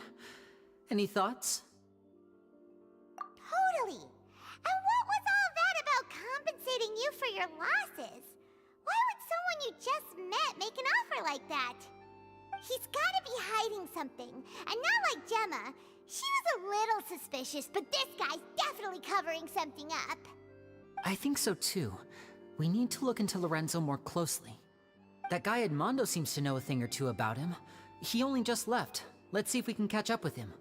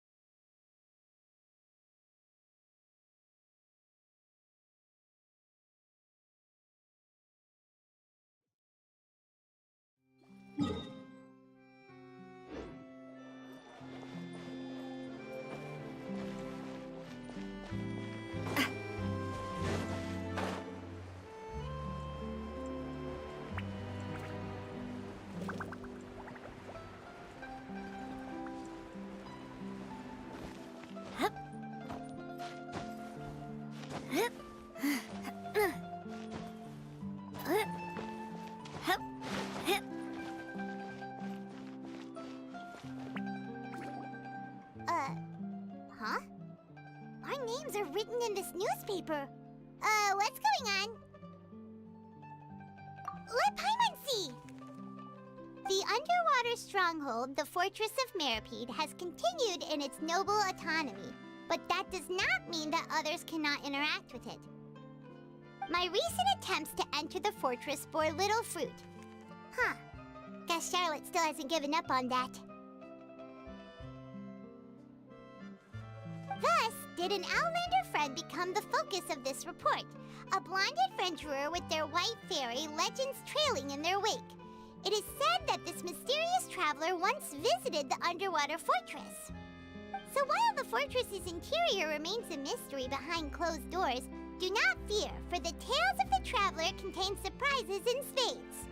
Journalist Charlotte's biggest scoop yet, the Traveler's Trail, World Walker. Huh. Charlotte took so many awesome photos of us and we never even noticed her. She hasn't been able to get a hold of anything at the fortress, so since we're easier to find, she's using us as the subject matter instead? Ugh, seriously? Well, fine. Those headlines and photos do look cool, so Paimon will forgive her this time.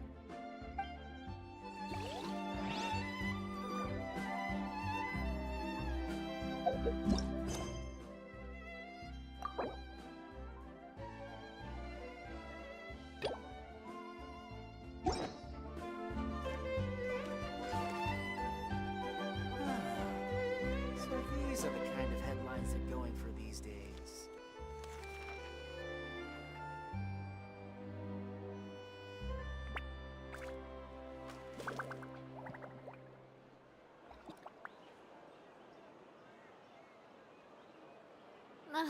I really want to go traveling. I don't mind where we go, as long as I have my friends with me.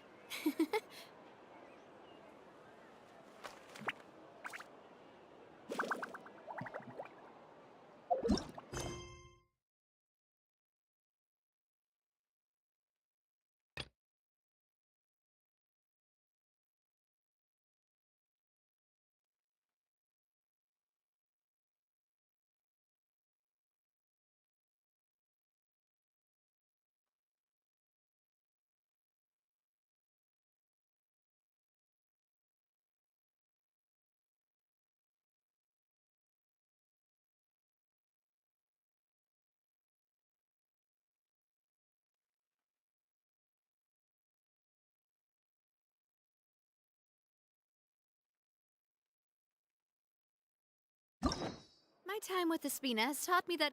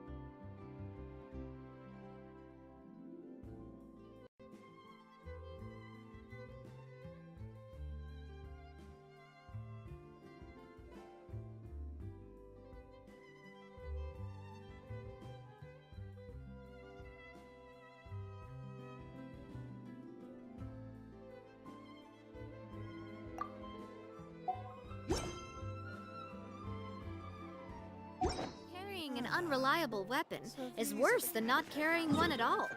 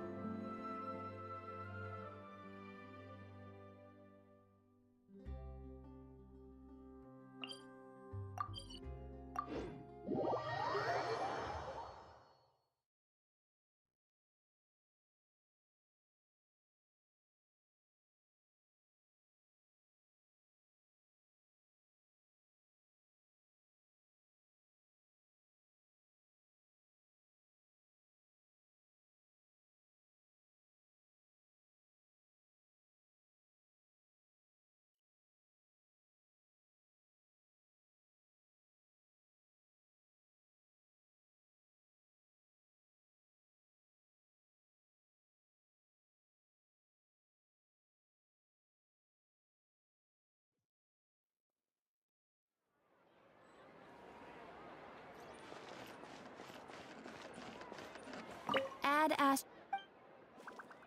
Thank you for Add Astro.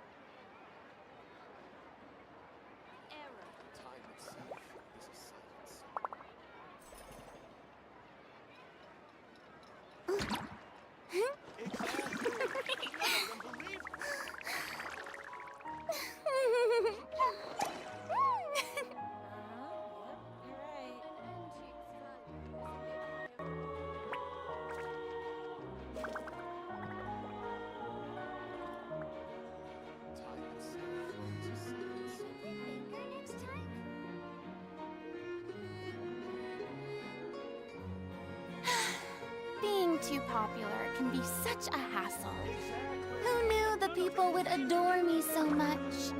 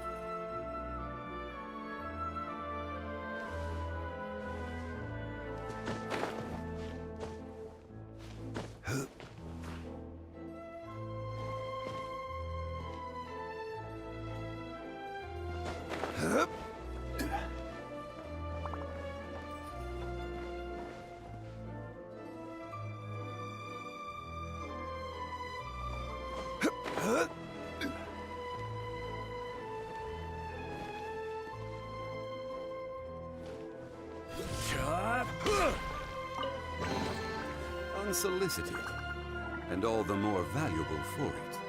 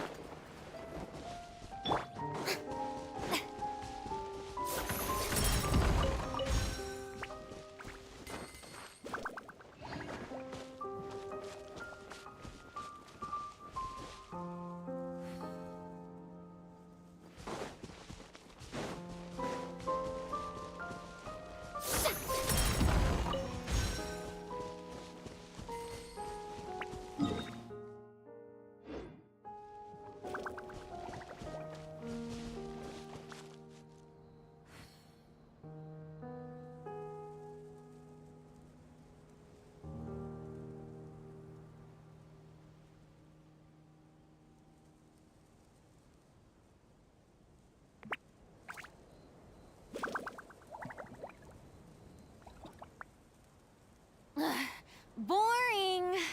Isn't there anything else more interesting to do?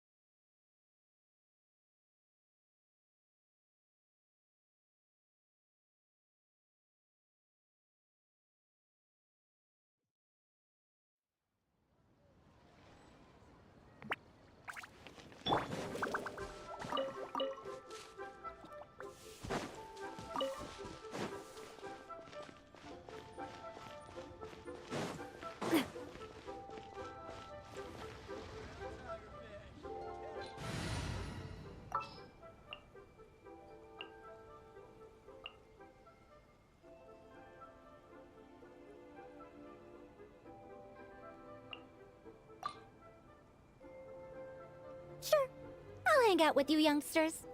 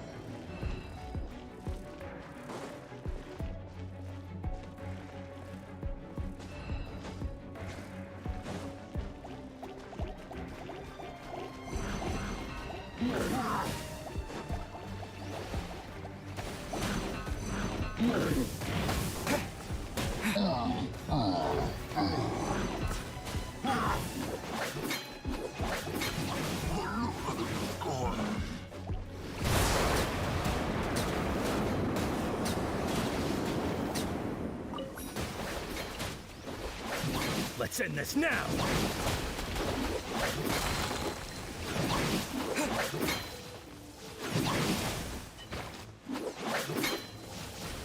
We'll meet again.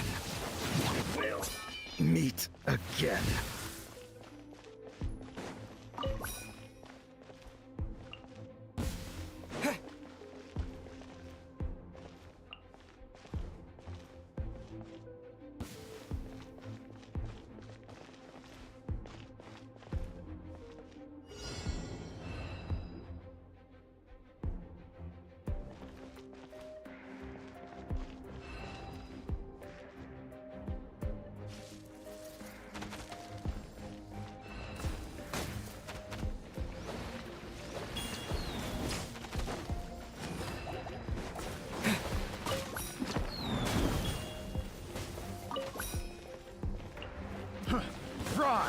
Let's end this now!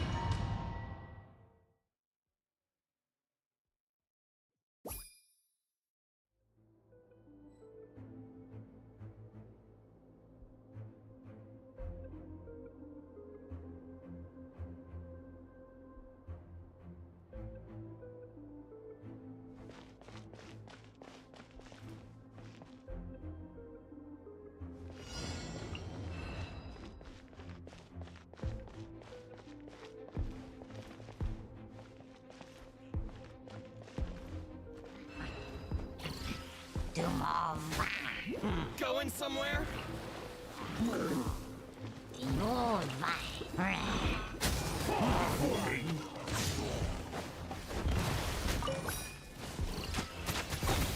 Fall before me!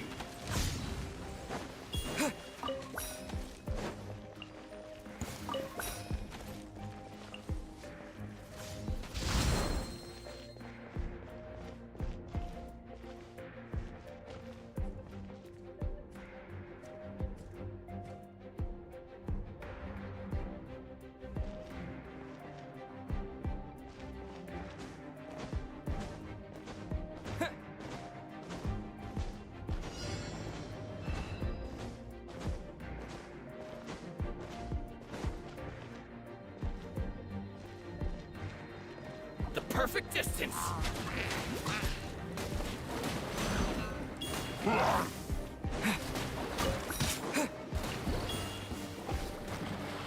Fry!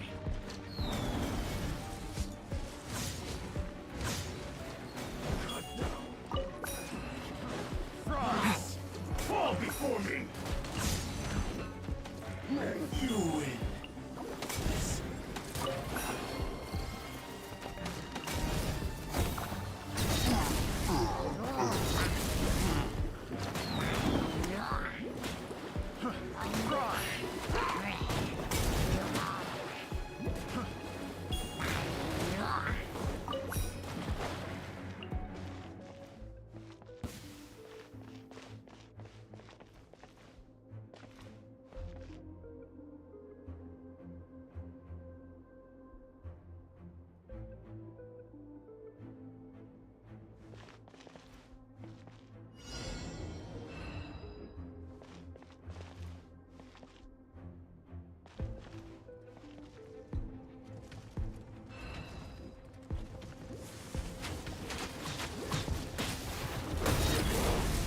To the very...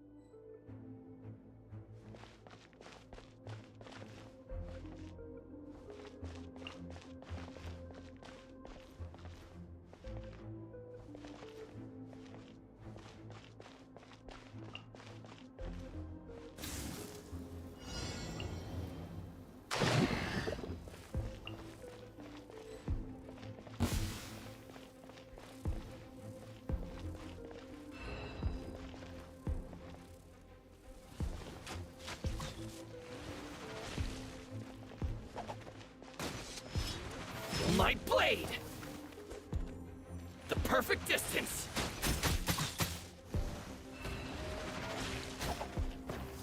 To the very...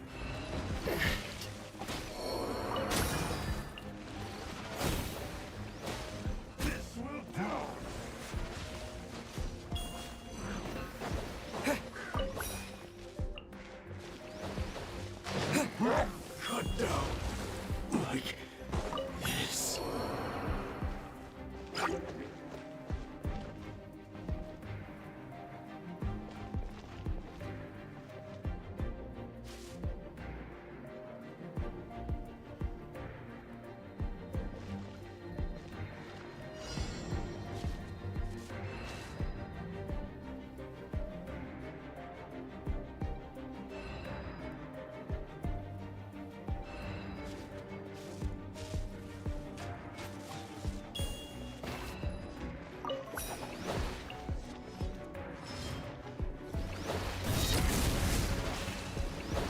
Finally, I...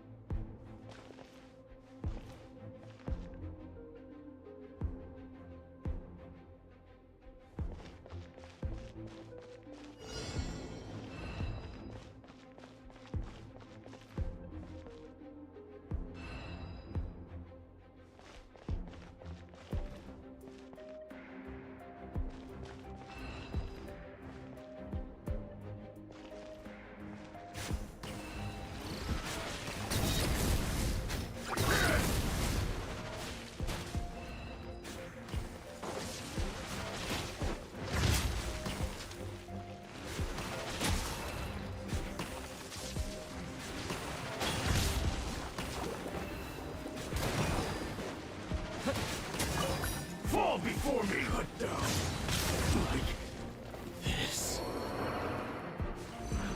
Fall before me!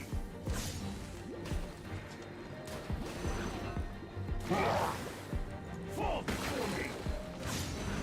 You win this battle.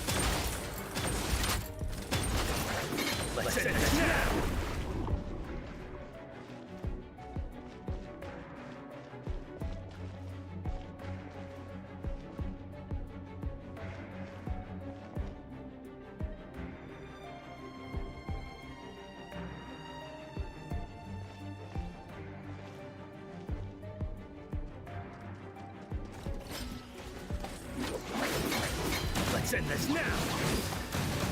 We'll meet again. We'll meet again.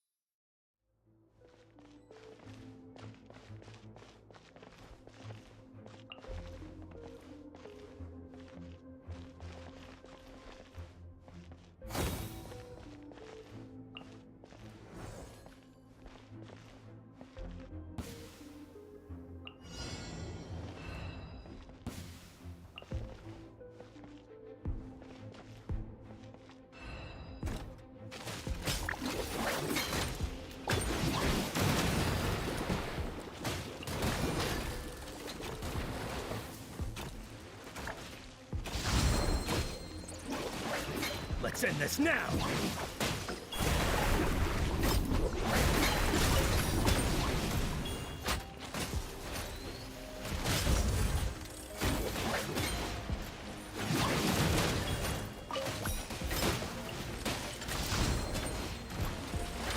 Let's end this now!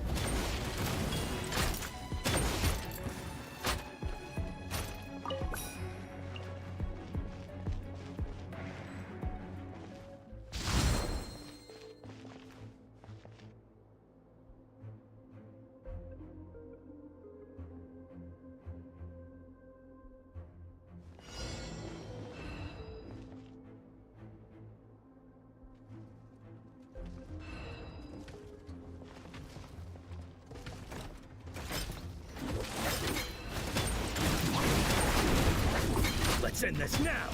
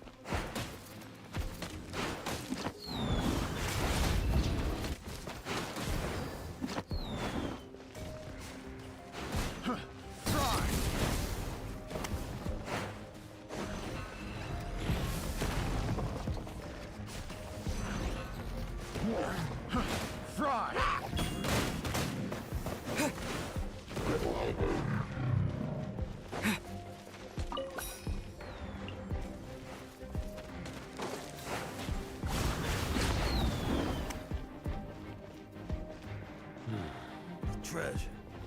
Where's the treasure?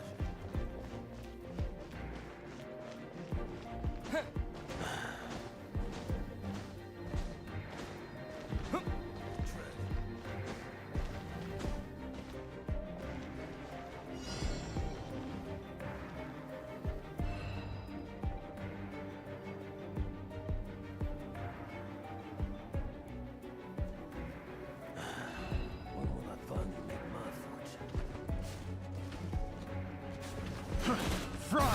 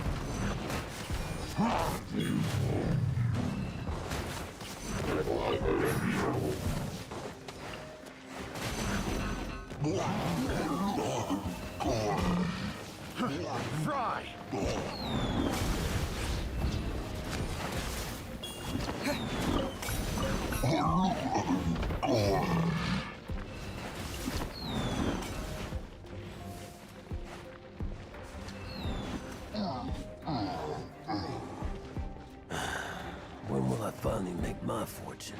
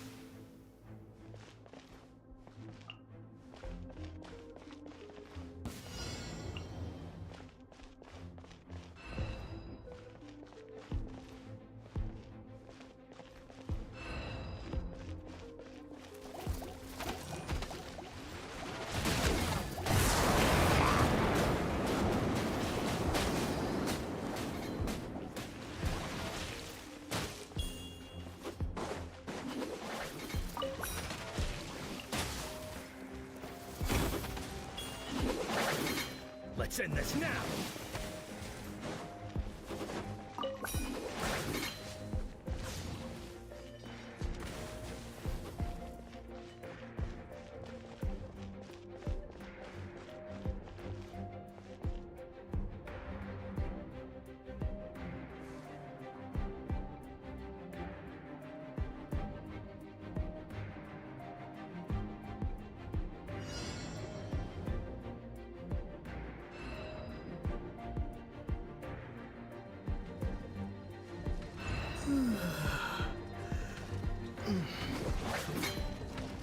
Fall before me! Let's end this now!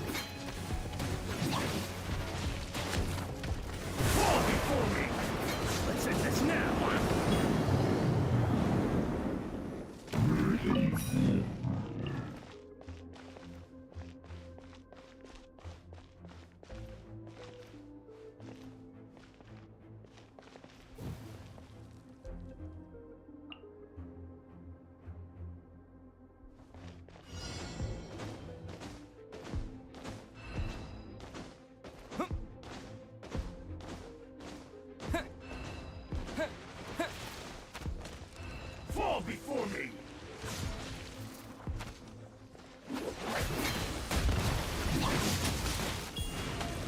We'll meet again.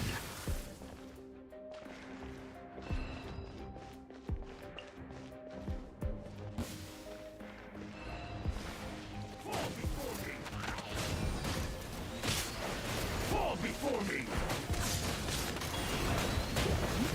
Fall before me!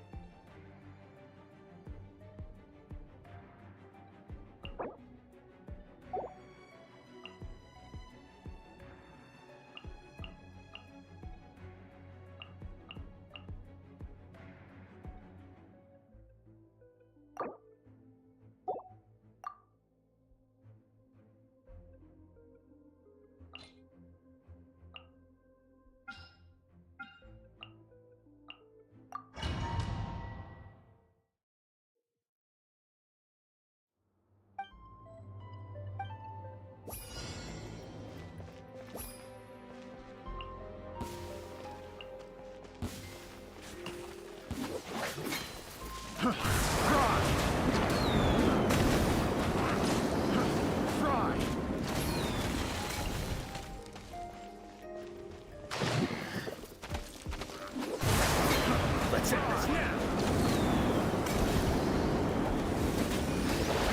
Fry! We'll meet again. Fry!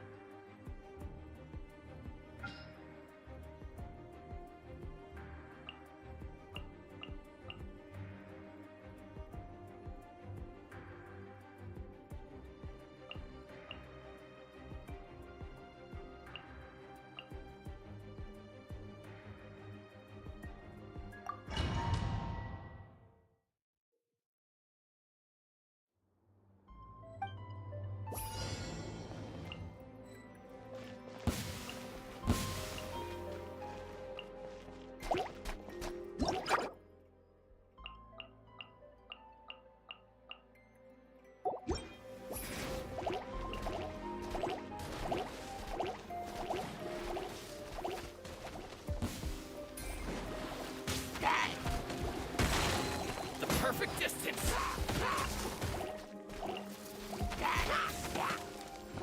Finally, Man cut down like this.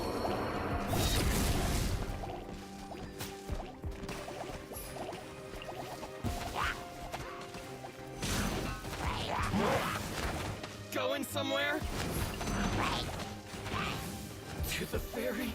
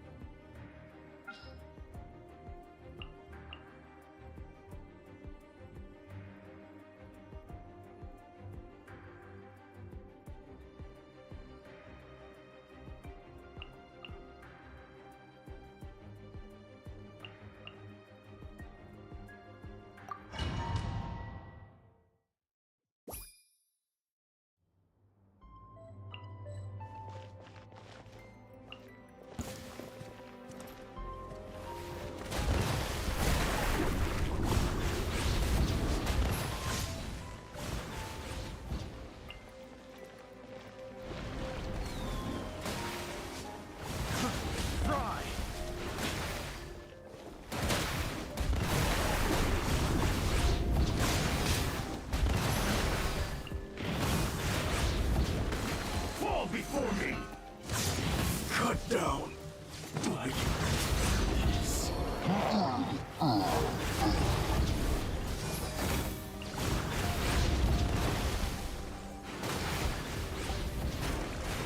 This will do!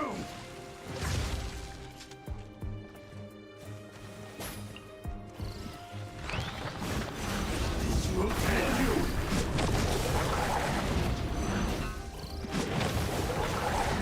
This will do!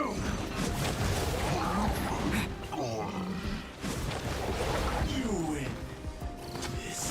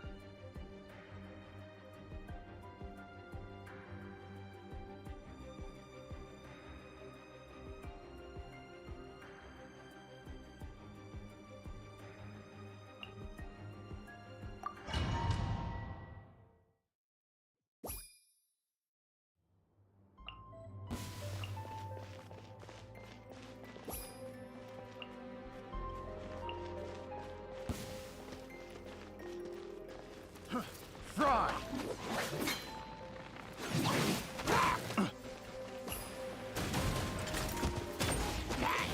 We'll meet again.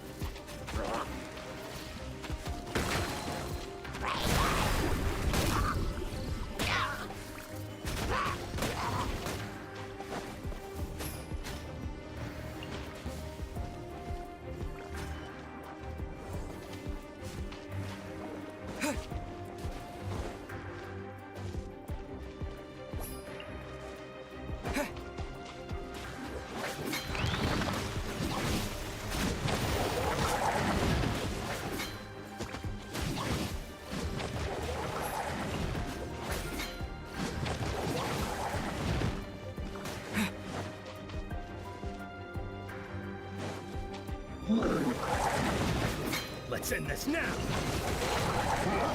I got carried.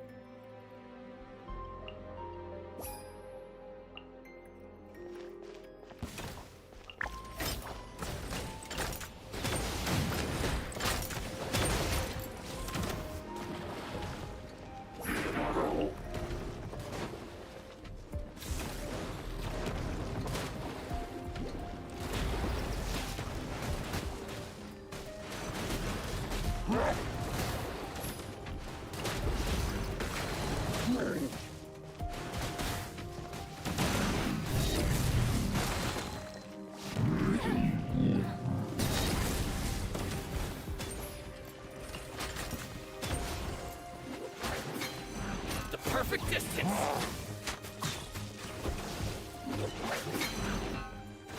Going somewhere?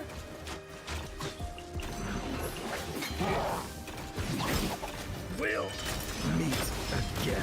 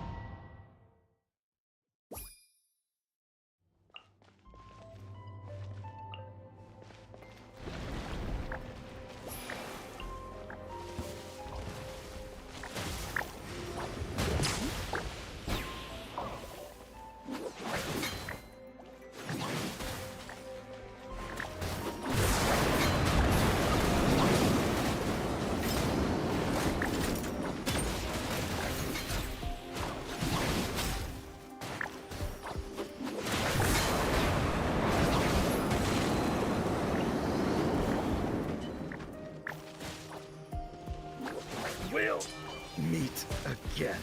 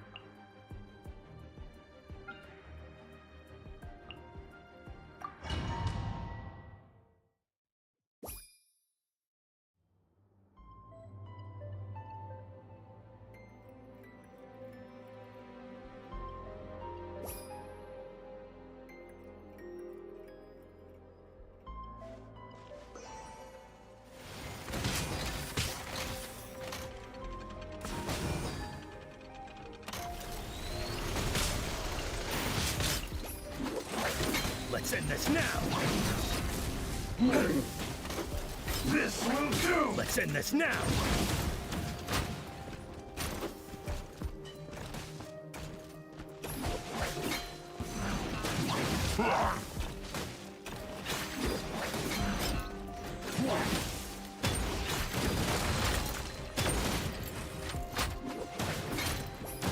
We'll meet again. We'll meet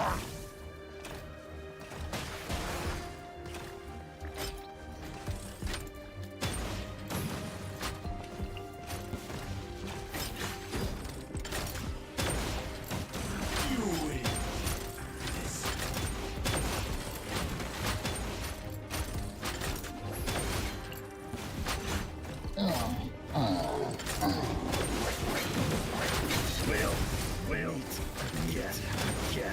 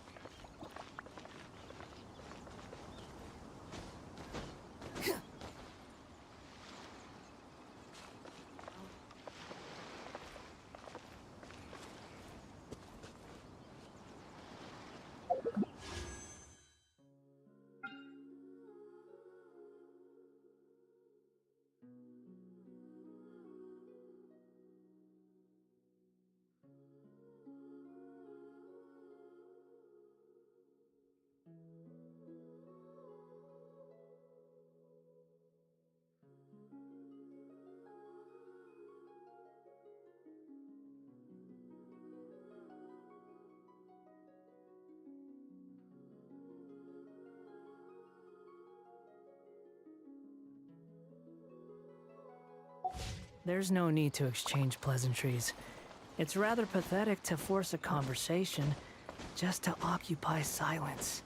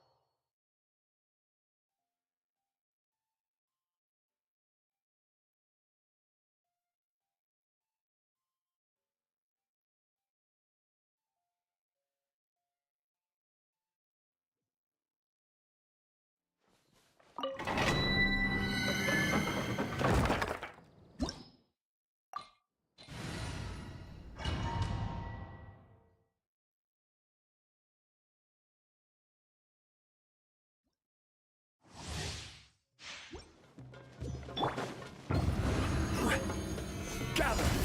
I'm going in! We'll see about that. The wind rises.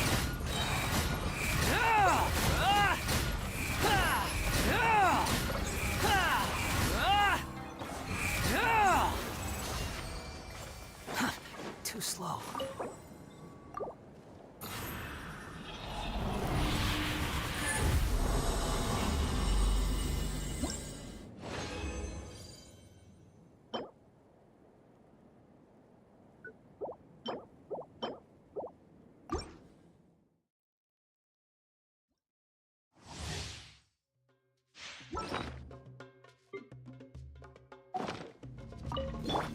This is order.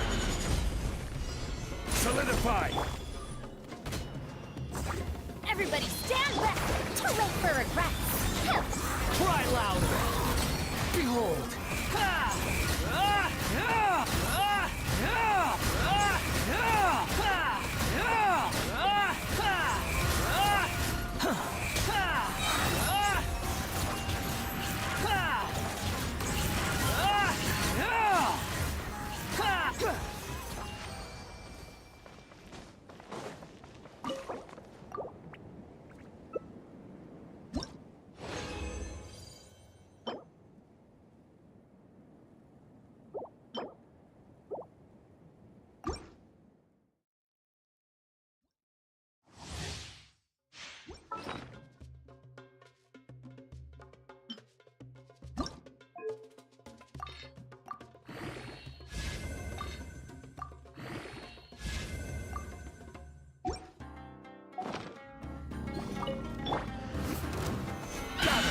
Order guide you. Teamwork is dreamwork!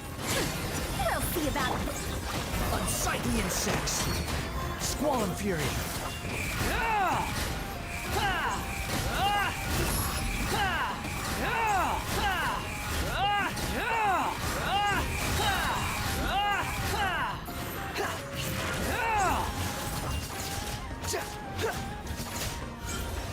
The wind rises.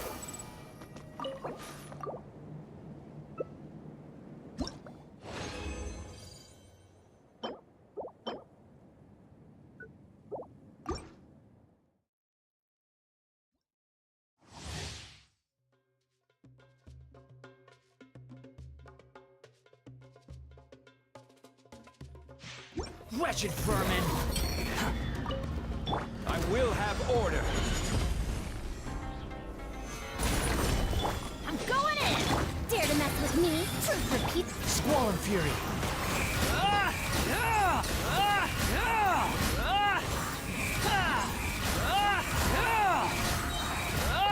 Bow your head. Solidify. Order guide you. The wind rises.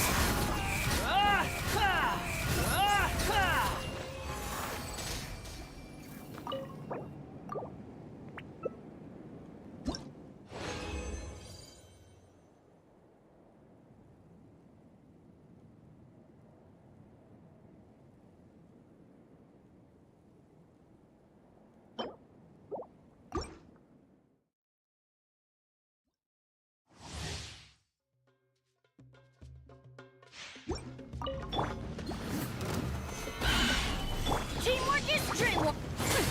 We'll see about that. Behold.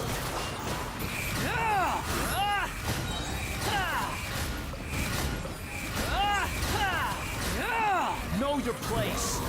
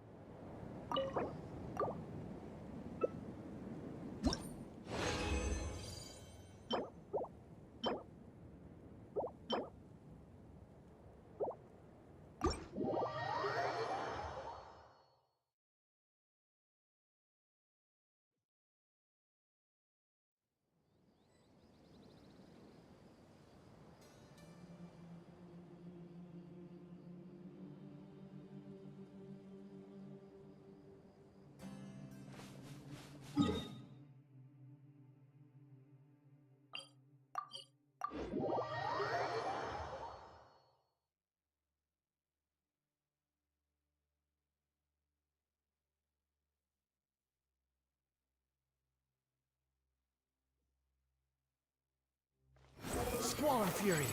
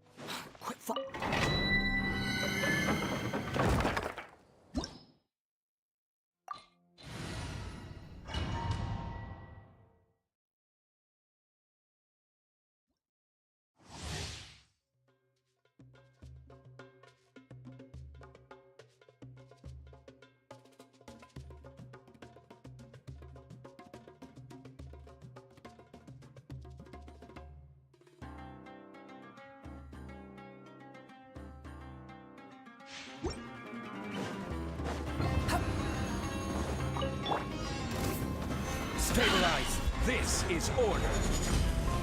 Everybody stand back! Dare to mess with me? Truth repeat.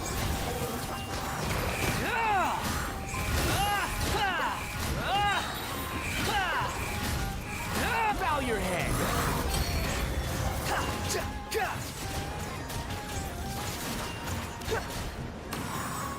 The wind rises.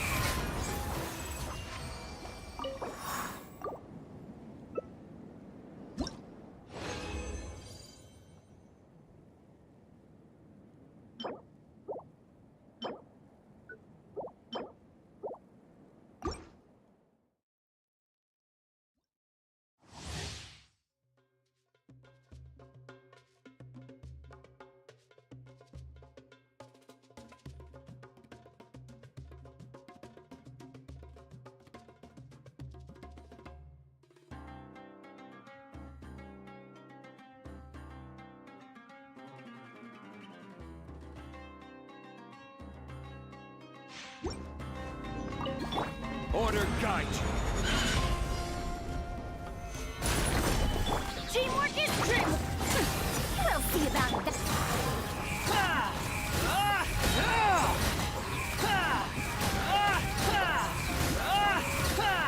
Search for it.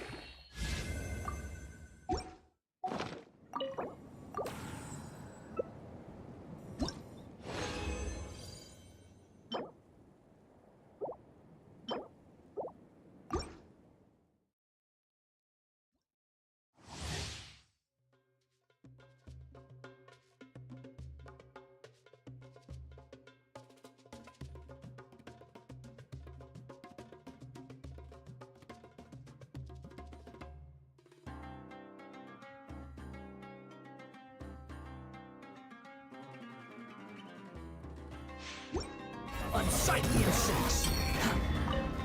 This is order! I'm going in. Truth repeats its course. Gather!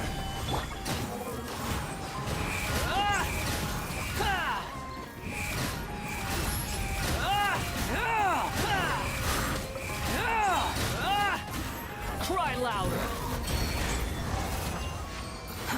Too slow.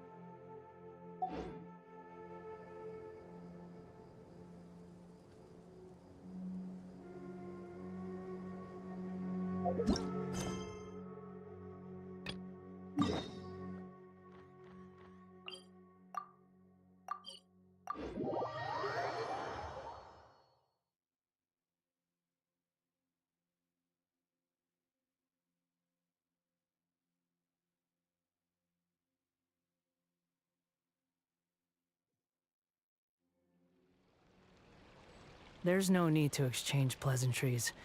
It's rather pathetic to force a conversation just to occupy silence.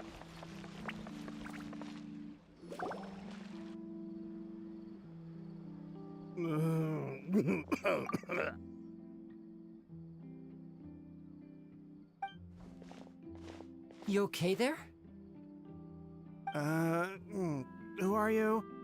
Oh, it's you guys. Don't worry about me. I must have had one too many. I just need to ride it out. I said way too much back there, didn't I? Yeah, I nearly talked myself into complete financial ruin. Note to self, no more drunken chats when Lorenzo's around. So, he was serious about threatening to cut you off? Ugh, Paimon knew he was a bad egg! Hey! Keep your voice down. Don't go prying into Lorenzo's personal affairs. Bad things happen to people who ask too many questions, or make an enemy out of him. What kind of bad things? Don't even ask. I'm sorry, I'm gonna have to cut this conversation short. I'm not crossing that line again. And take it from me, trouble with Lorenzo is one thing you don't need in your life. You saw him flare up back there. I don't know what you said to him, but clearly it touched a nerve. That's not a good sign. You're too young for this. Don't get in over your head. I'm leaving.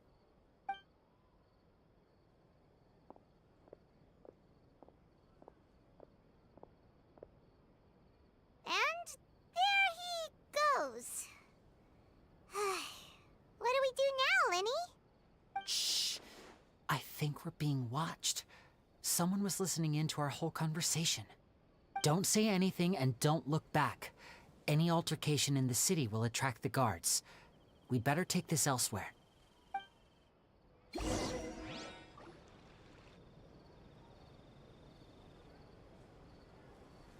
here! Paimon's hungry. Should we go in and get something to eat?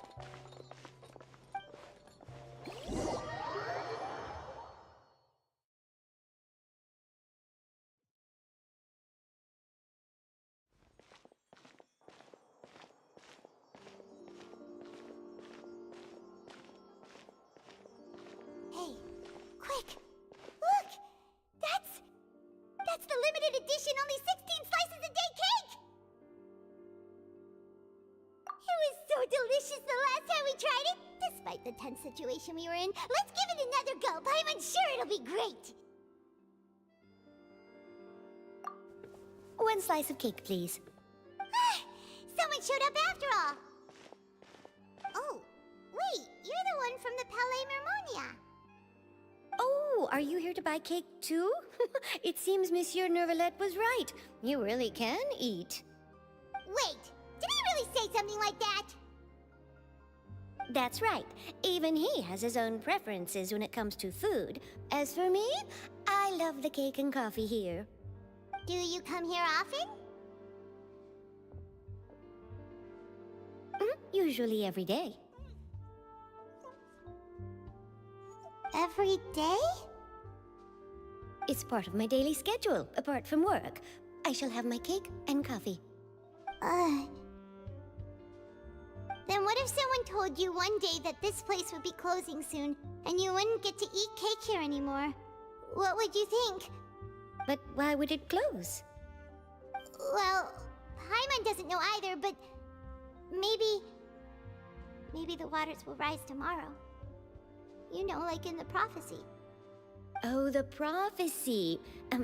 To be honest, I haven't paid much attention to that. No, still, even if there'd be no more cake tomorrow, that wouldn't keep me from having some today. No, it's the same for eating in general. You might not be able to eat tomorrow, but if you can do so today, then you should carry on. That's what people call living, you know. Huh. Don't be sad. Excuse me, could I have 2 more slices of cake to go?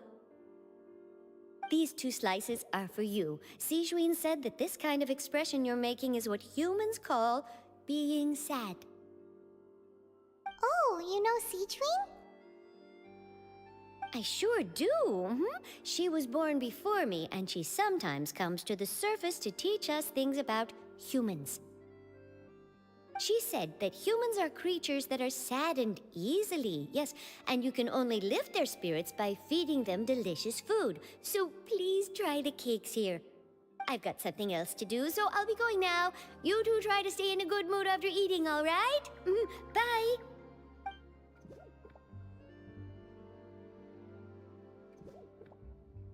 And there she goes. All right, let's dig in. I'm sure this cake will be delicious.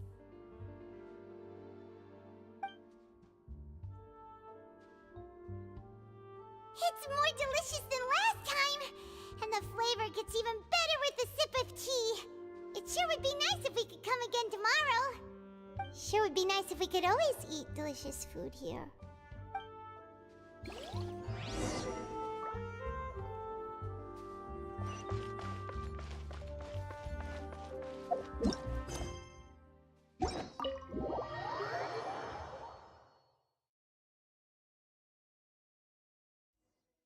Oh, we're near the Steambird office.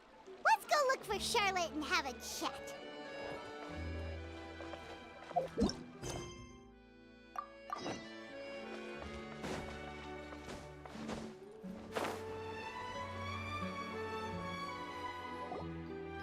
Wow! If it isn't the Traveler and Paimon! Oh, have you seen the article I wrote about you? Ha! You've got some nerve! You just used us to make some quick mora! Oh, you needn't worry about that. I heard that you were in Poisson some time back, so I sent you a letter to discuss just that. It appears you didn't receive it, though. It's all right, though. I've set aside the amount intended for you. I've even set the table with some food. Really? Oh, you're the best! You're almost a little too easy to win over, Paimon. If I were a journalist with ulterior motives, you'd be in trouble now, you know. Oh, Paimon knows you're not like that. Still, what brings you here all of a sudden? Were you looking for me?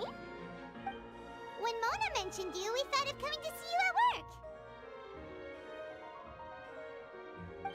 I see! It seems you've already bumped into Mona here in Fontaine. So she mentioned me? What did she say? She said that you're a real daredevil of a journalist. Nice. In which case, can this daredevil journalist dare to request an exclusive interview with the legendary Traveler and Paimon? Huh? So your article in the paper today doesn't count? Oh, of course it doesn't. That was more like live photography. What I'd like to do is dive deeper and ask you to talk about the things you've seen and experienced. Yeah, are we even qualified enough? Why not? If I say you're worth an interview, then you're worth it. But not right now, of course. I'll need a few days to prepare.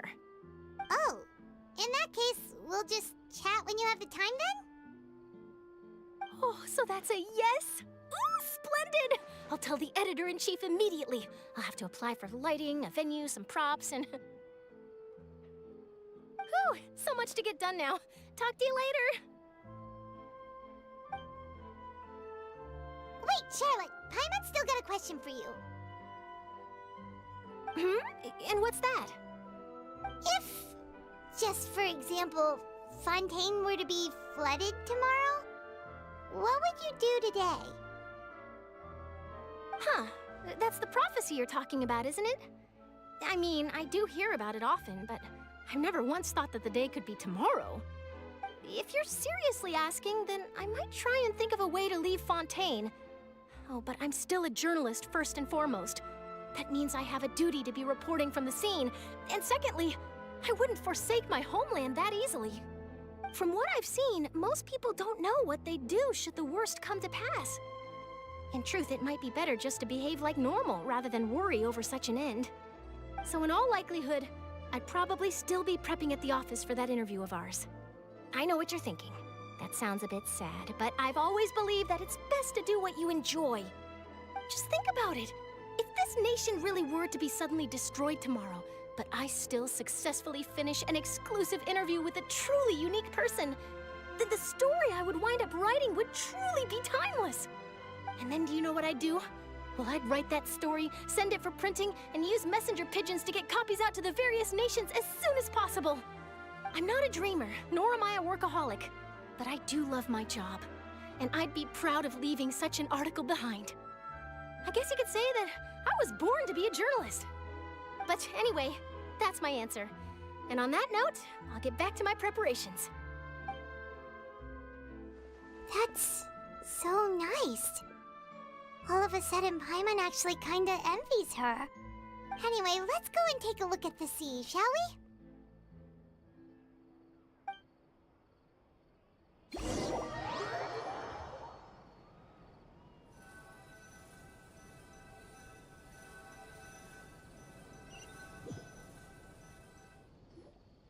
The sea breeze and scenery can be a pretty soothing combo, huh?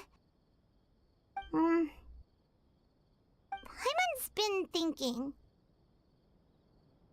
If it wasn't Fontaine, but all of Teyvat that would be destroyed tomorrow, where would we go and what would we do? No, Paimon should ask, if you could choose, what would you like to do?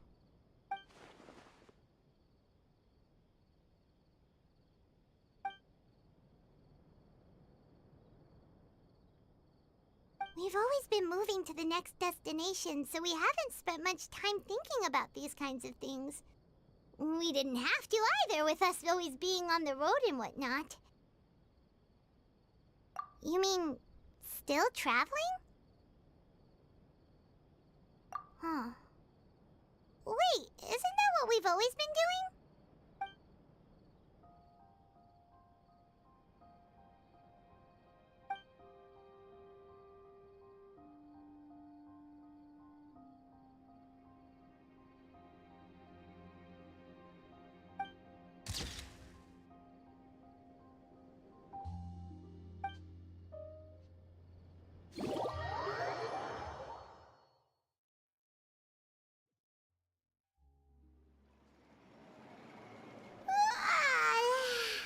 Feels like you'll grow mold if you stay here long enough.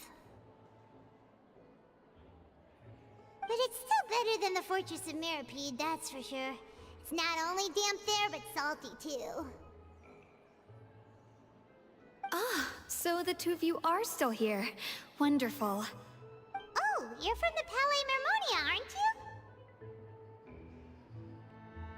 you? Yes, I'm Isadora. Monsieur Nervillat sent me to look for you two before.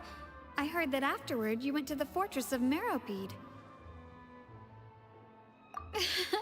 Not at all. I'm well aware that you're friends of his. Actually, I'm here to pass along a message from him. Yes, inside the Opera House. The Maréchaussée Phantom has declared the incident a small-scale riot. A riot? Well, that said, I don't personally think it was that serious.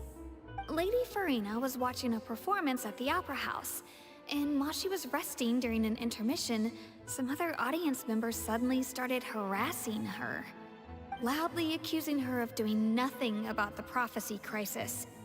And before she could respond, others started to join in. The crowd continued to grow, and protests against the Hydro Archon started to break out. So people have started to put the blame on Farina. Guess they finally found an outlet for the pressure they've been under due to the prophecy. I agree. People will naturally rely on gods, as is customary. But the moment people feel threatened, gods are also the first to be blamed. So what happened after that? Is Farina okay? Seeing that the situation was spiraling out of control and that further argument was pointless, she claimed that she'd gotten tired of this and left in a hurry. The Maréchaussée Phantom had their hands full maintaining order and did not catch where Lady Farina had gone. Only when things had stabilized did we realize that she had gone missing. So, you mean she's still missing? That's right. The Maréchaussée has dispatched many people to search for her, but we don't have any leads yet. That said, I don't think there's much to worry about. She is a god after all. Even if she were to fall into the hands of rioters, what could ordinary people do to her? Good. Monsieur Nervillet sent me to tell you about the situation, but he didn't say anything else. Don't worry, this is more than enough to go on. Thanks for keeping us informed. Ah, is that so? Well, alright then. In that case, you two take care. I'll be heading back to the Palais now.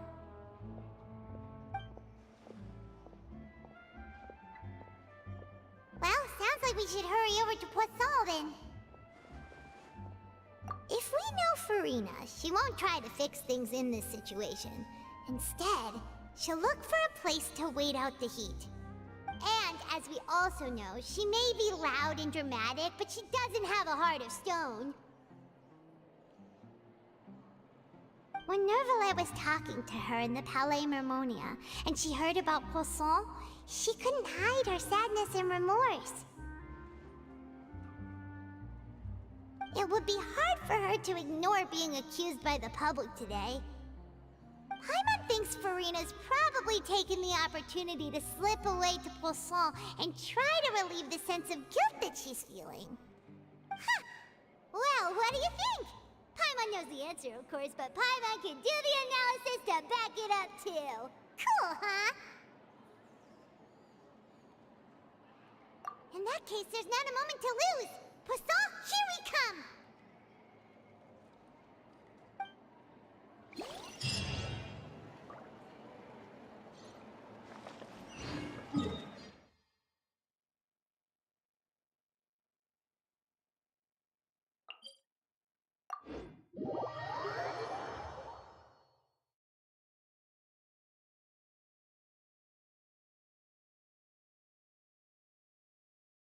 This place looks deserted. Guess all the survivors must have evacuated already. All that's left here are signs of death at station. Could Farina really be here? Let's try to find her as soon as possible.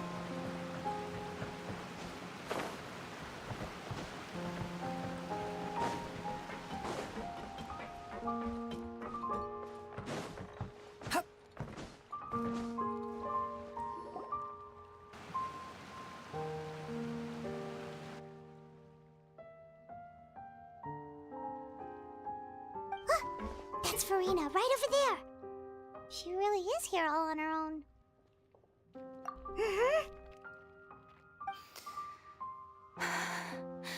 Should I just give up? This is all meaningless. What was meant to happen did happen after all. Everyone's dead. I'm sorry. I am so sorry. Give up, Farina. There's no point in holding out. I'm sorry. But what can I even do other than to repeat meaningless apologies over and over? Who's that? Don't worry, Farina. It's just us.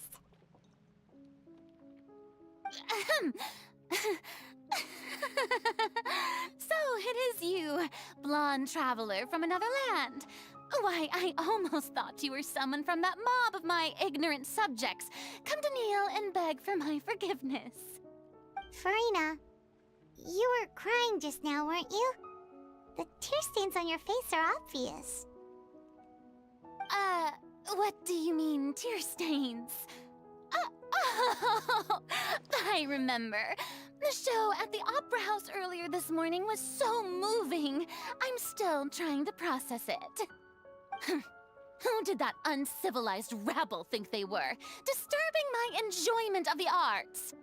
They even dare to tout their Archon. I must teach them a lesson. I can just imagine their twisted and frustrated faces once they realize that I'm nowhere to be found. Oh, and I'm sure Neuvillette and those people from the Maréchaussée Phantom are freaking out right next to them, too.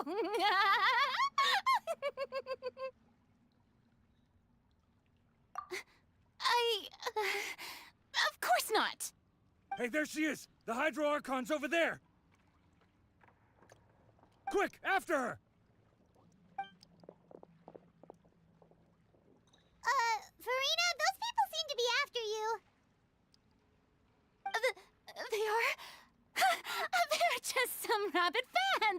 cut the line because they haven't been able to meet me in person, aren't they? That's against the rules. I can't let them get their way. Furina just ran off! Quick, we have to catch up with her!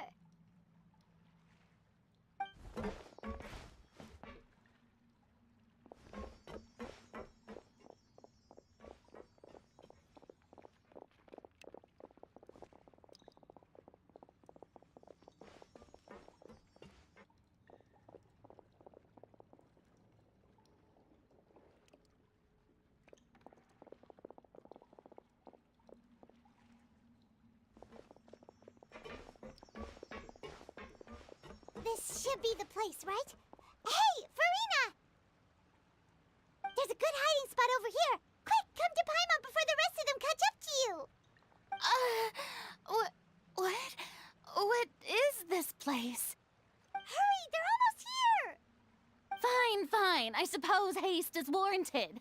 Lead the way.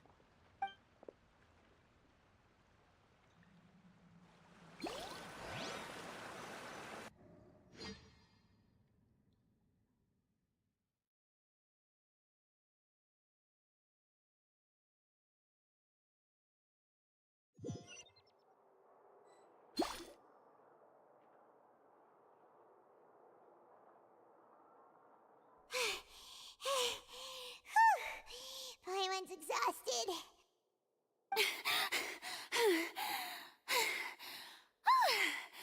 I'm so tired. I totally thought they had caught me. No, I mean, I merely gave in to the sheer enthusiasm they displayed.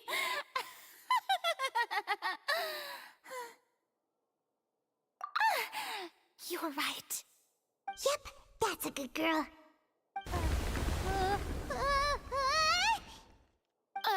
What's happening? The ground's shaking. Is it an earthquake? Yeah, a quake of this kind preceded the flooding in Poisson, didn't it? It can't be. It's happening again. Well, there's no need to worry too much about that. Neverlette's made some emergency plans, so the evacuation should go a lot smoother this time. Yeah, I hope you're right. But the people of Poisson, they've already...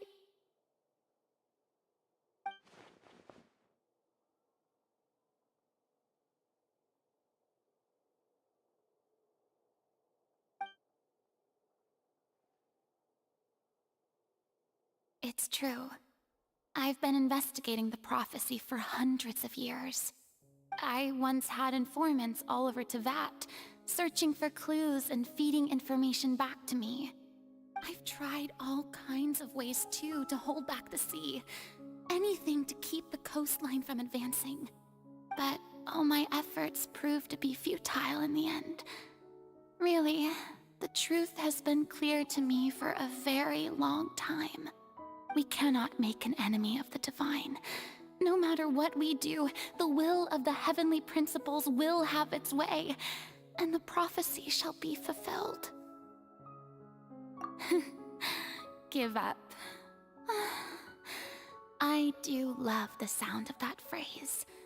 It would mean finally coming to terms with fate, but also for me to finally be free. Indeed, I've thought about giving up so many times, especially after we almost lost Poisson. Fate is really unreasonable, isn't it? It has no heart and obeys no rules. The prophecy has only just started to come true, and so many people have already lost their lives. But just now, it all became clear to me. I still don't have the right to come to terms with fate on behalf of everyone else. As long as the final moment hasn't come, it's still not too late. Don't worry. I will keep hope alive for everyone until the very end. Well, that's enough for now. I got the impulse to play the stricken maiden, but honestly, considering my rank and station, that wasn't a good fit at all. Don't take any of what I just said seriously. How could I possibly let Fontaine fall to the whims of trivial prophecy? Come on! Paimon could have sworn you were actually being honest just now.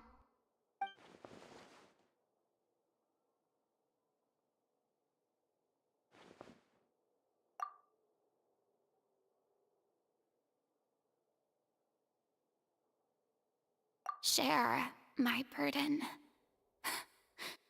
That's impossible.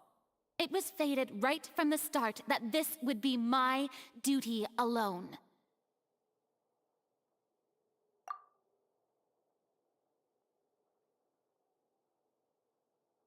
A witness. Yes, I've heard that you came to Teyvat from beyond the stars, yes. In other words, you never belonged here. And if Teyvat is, in its entirety, a show on a stage, then you're just a spectator, aren't you? If that's the case...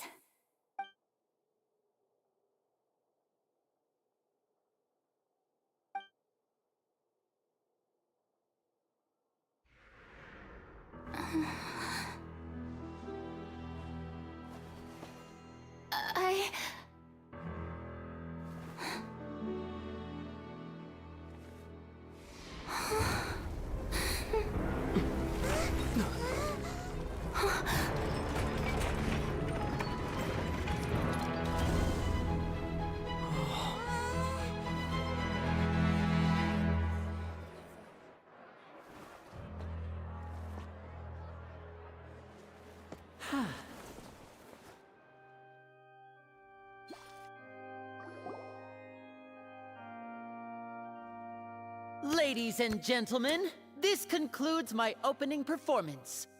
Now, without further ado, we may proceed to the trial of our god. So this is what it is. Yes, you deserve praise for the effort you took to raise the dramatic stakes. Do not forget, however, that I am 𝂸👸📸, the god of justice, the embodiment of justice itself. Does it not strike you as even the least bit absurd to bring the very concept of justice to trial? May I interpret these words as your refusal to stand trial? In that case, you will have the opportunity to defend your honor through a duel. You would draw your blade against a god?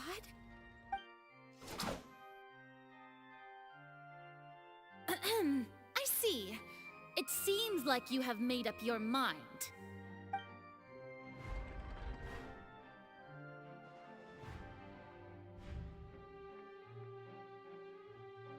Paimon can't believe it. She just surrendered. What the heck is going on? Did I just see an Archon surrender to a human? Wow, how utterly humiliating. Lady Furina, what is the meaning of this? It would seem that there has been a misunderstanding. To be clear, the raising of both hands is not always an indication of surrender. Looking for excuses again, huh? I raised my hands just now to indicate my acceptance of the trial. No duel shall be necessary. I will admit that I've been running away for a long time. I'm sorry, everyone. I was unable to protect the people of Poisson. It is my duty to stand trial for my crimes. You are not the only ones to be disappointed in me. I, too, am exceedingly disappointed in myself. But now, it is time for the Hydro Archon to show you her courage and resolve. I, Furina, will use this trial to show the world the true meaning of justice! This time, I will protect you. applaud and rejoice. One of the most outrageous and fantastical arcs known to the opera epiclese is now unfolding before your eyes. Mark my words, this shall be one of the most exhilarating and brilliant shows ever to grace the stage of Fontaine. The trial of the Hydro Archon, Focalor, will now begin! Woohoo! Oh, now we're making history! Why does it feel like Furina just took over the whole thing? Like, come on! Didn't she just get forced to stand trial for her crimes? Also, even though she's still acting super dramatic, she is taking this seriously this time, right? All right, then. Who will be my opponent in this trial? The court asks the prosecutor to please take the stand. Is that so? Very well. Then please speak, witness of Teyvat, my accuser and fated opponent.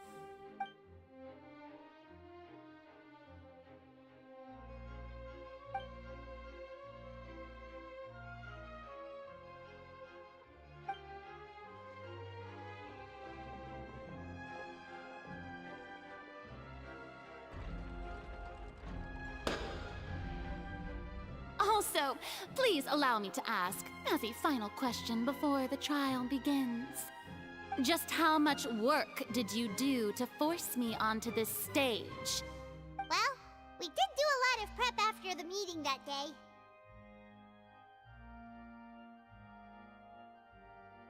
I can go over the tasks assigned to the Spina di Rosula, since they were rather straightforward and easy. Navia, the president of the Spina di Rosula. Most of the people who participated in the disturbance this morning were my subordinates. They changed into plain clothes and came to the Opera House as regular audience members, waiting for the perfect opportunity to incite insurrection against you. The people's resentment against their Archon has been building as more and more of the prophecy is fulfilled. A spark was all we needed to turn smoldering anger into a flame. Moreover, according to our understanding and analysis of you, when something like that occurred, you would likely flee the scene and head to Poisson by yourself.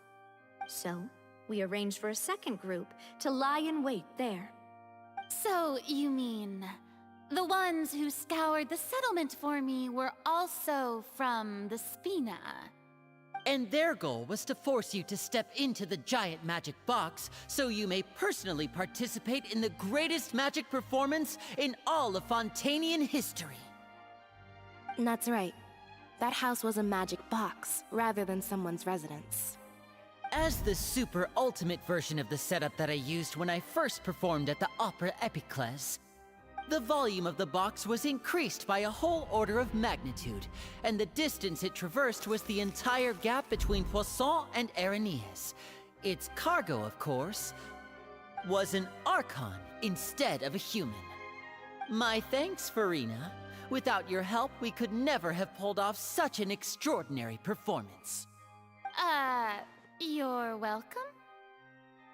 Of course, this performance was only made possible with Father's support. The House of the Hearth spent a massive amount of labor in Mora to pull this off. We had to select a location, construct the giant magic box, dig a tunnel, and open up a path through the water.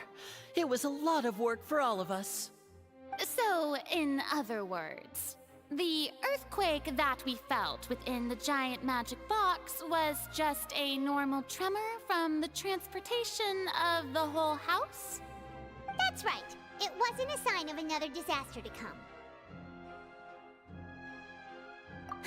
Then, I can guess Nervilette and Clorinde's parts. You gathered a crowd, prepared a stage, and made sure that the champion duelist would be immediately ready for a fight. Also that as soon as I appeared on the stage, the trial may commence without a hitch. Am I right? Yes, that is correct.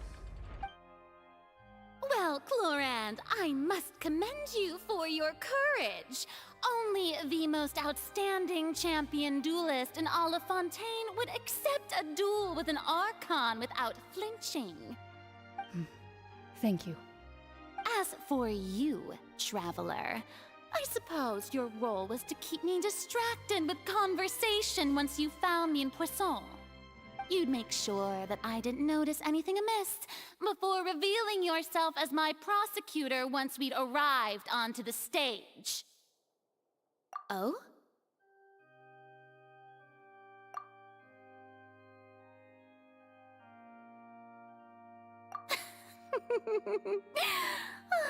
Is that so? Then I suppose I must have missed my final chance. It's fine. It matters not. What's done is done. The stage is already set, so there's no reason to disappoint the audience. Let's see this trial through to the very end.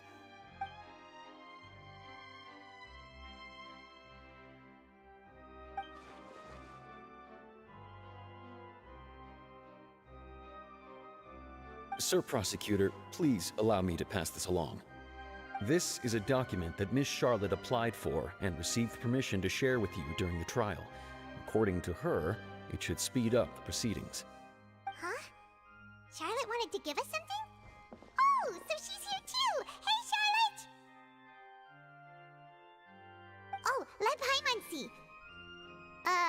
Isn't this the exclusive interview that she did with us before? So she's already finished it, huh? Wait, then that means this document is a perfect timeline of everything that's happened ever since we stepped foot in Fontaine! So in other words, we can refer to this anthology of evidence every time we want to use something from our journey as evidence for an argument! Let's quickly confirm the information in it. Just think of it as a refresher, alright? You defeated the Hydro Archon in the very first duels you took part in at the Opera House. That's one for the history books, all right.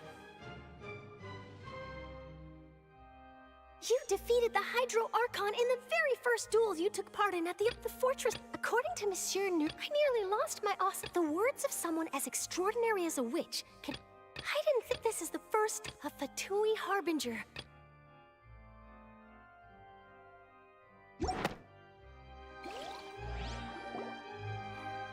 The prosecution and the defense are both in position.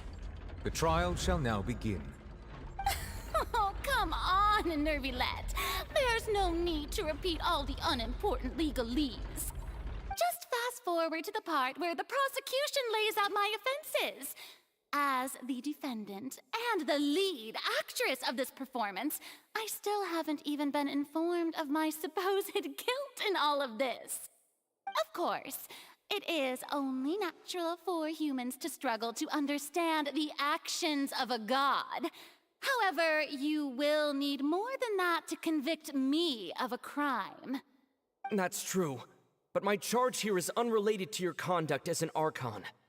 Instead, I would like to charge you as a fraud who's never been the Archon in the first place. Wait, what was that? Lady Farina's a fraud?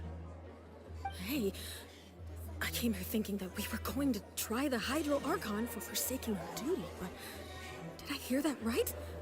She's not our Archon at all? Charge accepted. Lady Farina, do you plead guilty to the charge?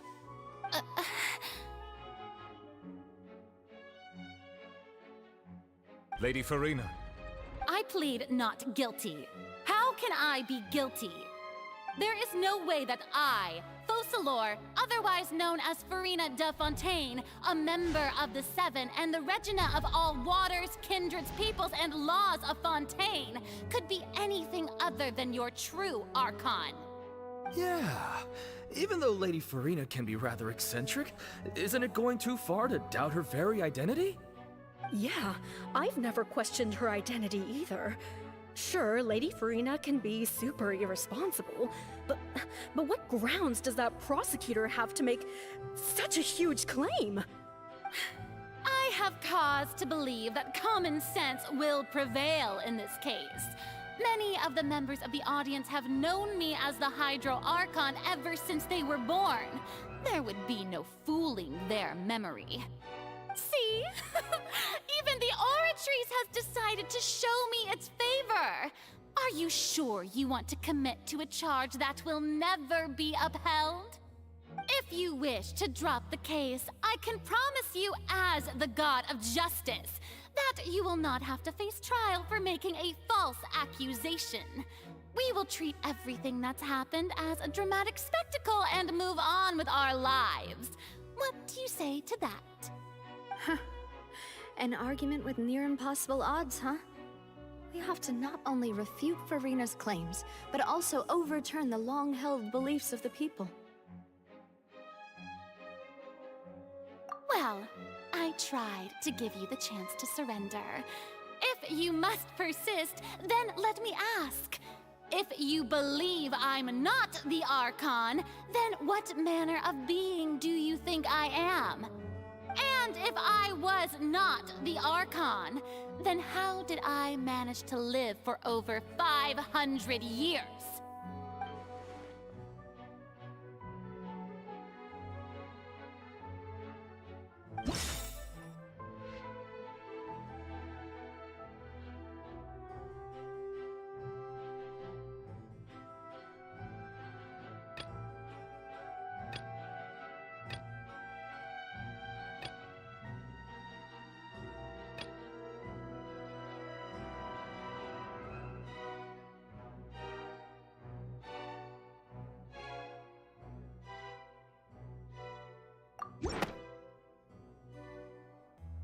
First of all, you may be a member of another long-lived race, which would allow you to naturally possess an extended lifespan.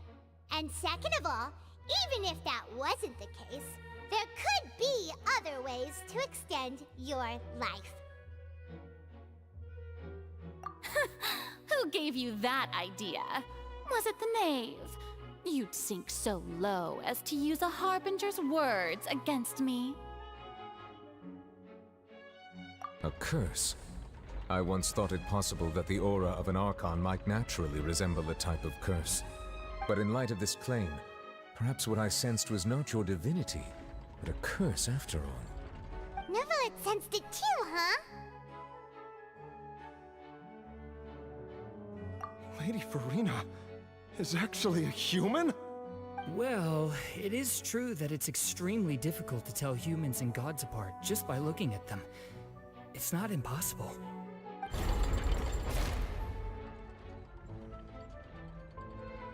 Well, don't start celebrating too early now. Even if I have been carrying a curse like you said, how does that prove that I am merely a human being? Besides, everyone knows that the main difference between a human and a god is the possession of authority. Gods can do what humans cannot. That's why they're worshipped as gods. For centuries, manifestations of my authority have served the nation of Fontaine. One need only to turn their eyes towards the Oratrice Mécanique d'Analyse Cardinal in this very opera house, or consider the endemnitium that is used in every aspect of life.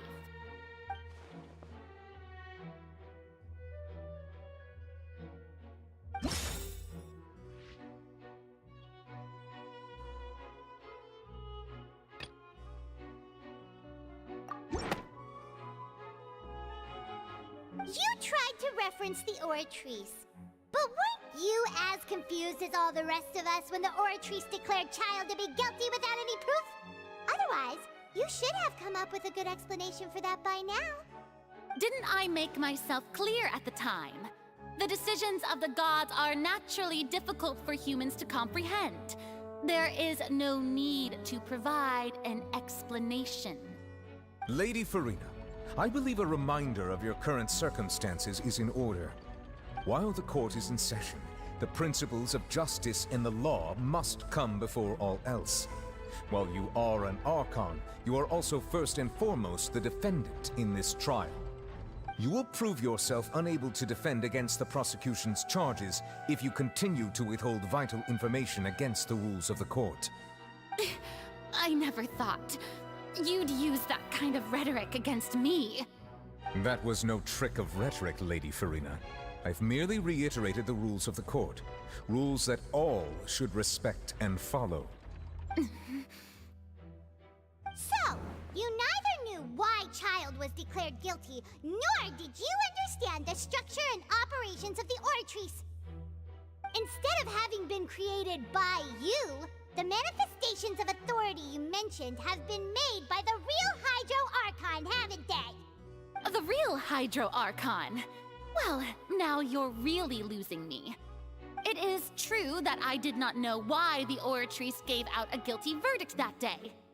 But the Oratrice handed out that verdict unilaterally, and it has been operating independently ever since it was first created. You can't argue that just because a divine creation is flawed, that the god behind it must also be no god at all. She's still throwing out all kinds of excuses. Seems like she's confident that we won't be able to produce proof that she has no power over the Oratrice.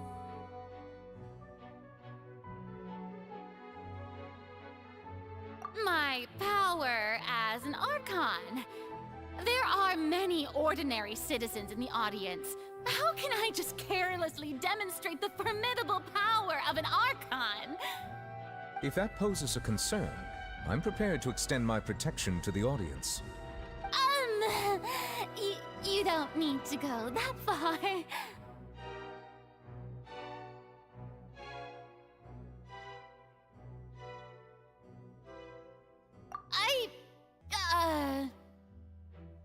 Aren't you the Hydro Archon? Or is it that you can't even wield the power of Hydro, much less the authority of a god? Indemnitium! Yes! It's all because of Indemnitium! All Archons derive their power from the faith of the people, and I've converted the people's faith in justice into Indemnitium! Thus did I give up all of my divine power to provide everyone with energy for their daily lives. Have you ever seen a more magnanimous god? Isn't that a huge stretch? Yeah, no matter how generous an Archon can be, how could they give up all their power? Can a god with no power even still be called a god? It seems like nobody's buying Farina's excuse. Hey, come now, everyone. Please don't stare at me as if I was a liar. I'm still the same Farina you knew, right? The one that you loved. Shouldn't you want to believe in me? Please? You've got to believe me. If what the prosecutor said is true, she really has committed a grave offense. Did she deceive all of us? And all of our parents and grandparents too? And all of our ancestors? Ever since they were born? Enough! That's enough. Tell me then, if I'm not the real Hydro Archon, then who is? If you have no evidence of another Hydro Archon's existence, nor can you find anyone who can back up their claim to be such, then what grounds have you to say that I'm not actually the real deal? Wow, she came up with yet another argument. How can we refute her now? Seems like she really doesn't want to give up.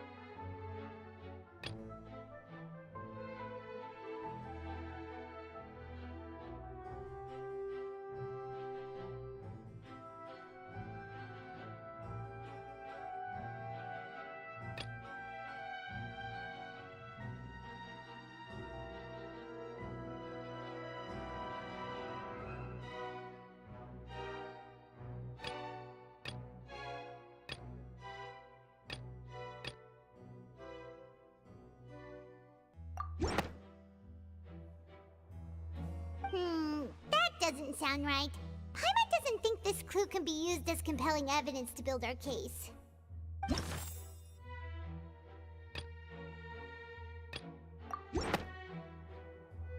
That doesn't sound right. Paimon doesn't think this clue can be used as compelling evidence to build our case.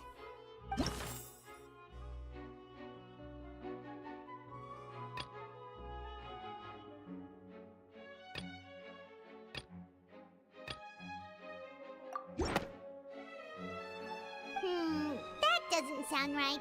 Paimon doesn't think this clue can be used as compelling evidence to build our case.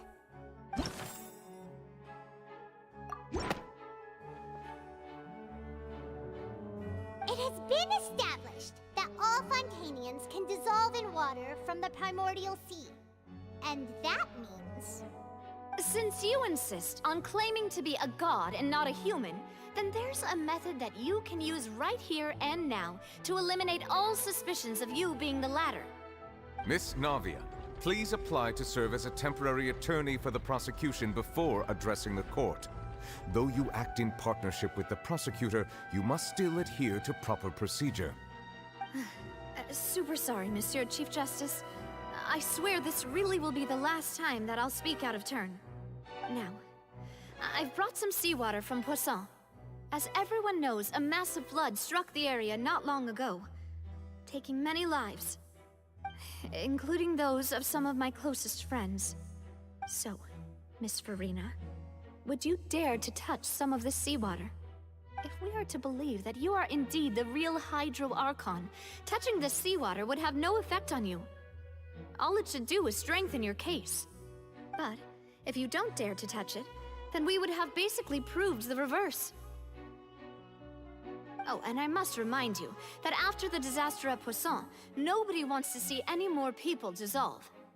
I do hope you'll act prudently and choose the simpler path of admitting guilt. Navia from the Spina di Rasula. The Spina has governed Poisson for many years. I guess her suggestion is valid. If Lady Farina is indeed just a human, she's probably Fontanian like all the rest of us. Would she really dare to try?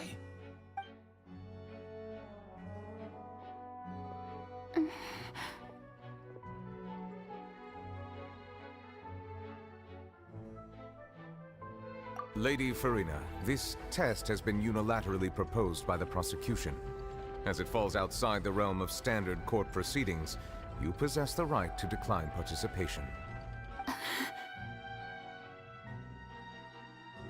Well, of course he had to tell her that. But refusing to participate is basically the same as a confession of guilt. She's just staring at the water without saying a single word. It really does seem like she's quite terrified of it. That could only mean... What's going on? Is she really planning to... that's not what we thought she would... Due to the inherent risk of the test, Lady Farina, you may...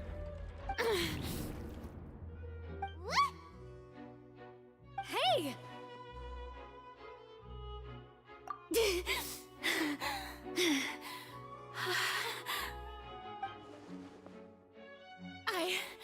I'm fine! Look at me, everyone! My hand is still here! I haven't been dissolved! Will you believe me now? I really am your Archon! I'm nothing like a normal human who would fall apart as soon as they touch this water! Really, was this not the most obvious thing in the world? Miss Siegewin? If you're present, Miss Siegewin, please come forward and attend to the defendant. Siegewin? Don't be nervous. It'll just take a few seconds. Let me see. That should be enough. Please announce the results of your evaluation to the court, Miss Siegewin. As everyone doubtlessly saw, Miss Farina was displaying symptoms of hyperventilation and flushed skin. These indicate that she was experiencing the adverse effects of exposure to primordial seawater. The extent to which she was affected is the same as other humans when exposed to primordial seawater of a similar concentration. Thank you, Miss Siegeween. Lady Farina, you may return to the defendant's stand. Oh, wait. What did she just say? I didn't get dissolved. Shouldn't that be enough to prove my innocence? Well, considering your tendency to run from your problems, we did originally prepare a direct sample of the seawater around Poisson. However, after extensive discussion, we exchanged it for a sample that is not concentrated enough to dissolve an actual human. After all, on the off chance that something entirely unexpected might occur, we don't want anyone else to lose their life to the sea. Yeah, so out of regard for Farina's life, you secured a low-concentration sample and asked the head nurse to serve as an expert witness. It's a great thing that the direct sample wasn't actually used. Farina could have... I can't believe... you...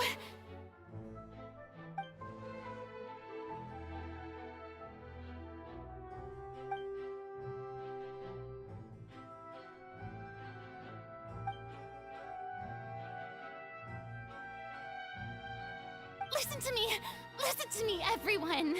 Please don't give me such cold and disdainful looks. What happened just now didn't prove a single thing. Think about it. How can you conclusively prove that an Archon can't also be affected by the primordial seawater? Also, if I was really just a human, why would I dare to just put my hand in that kind of water?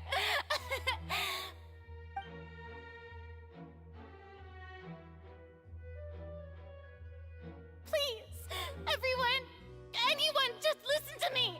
I swear, I really am your Archon.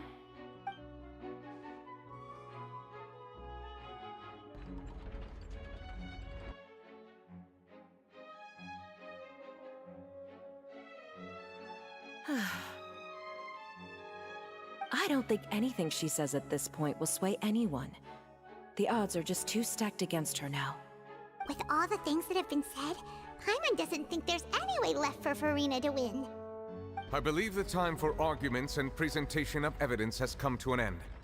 If there are no objections, we will move on to the final judgment.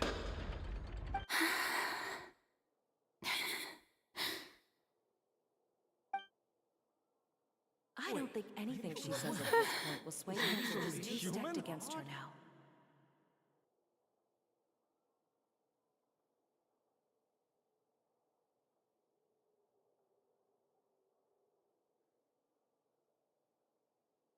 In my capacity as Chief Justice, I shall now render judgment on Farina's misrepresentation of herself as the Archon of Fontaine.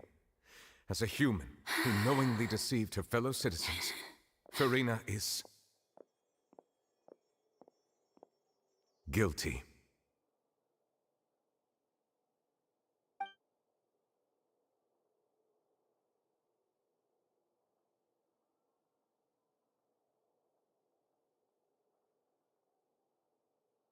We shall now turn to the Oratrice Mécanique d'Analyse Cardinale to render the final verdict on the charges.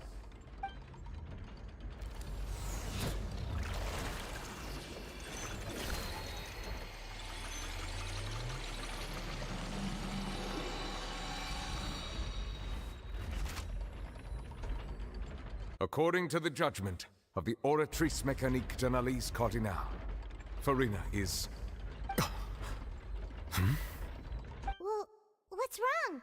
What's the Oratrice's verdict? No.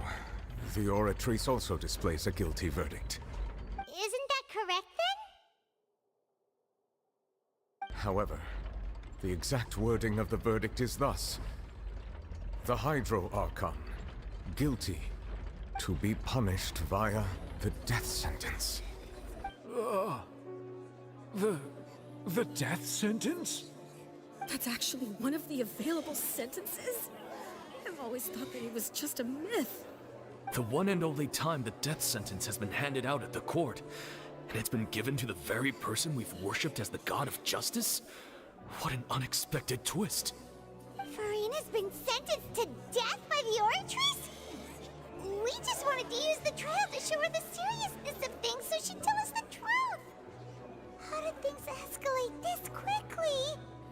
This outcome is indeed quite strange.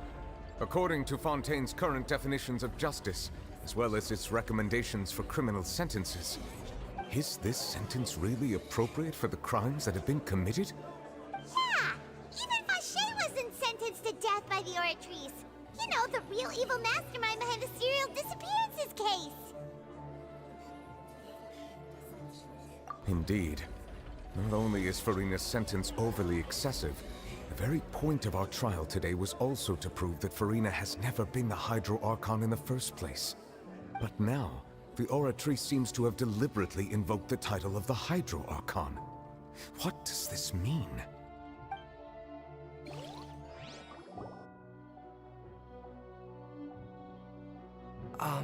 Excuse me, if I may interrupt.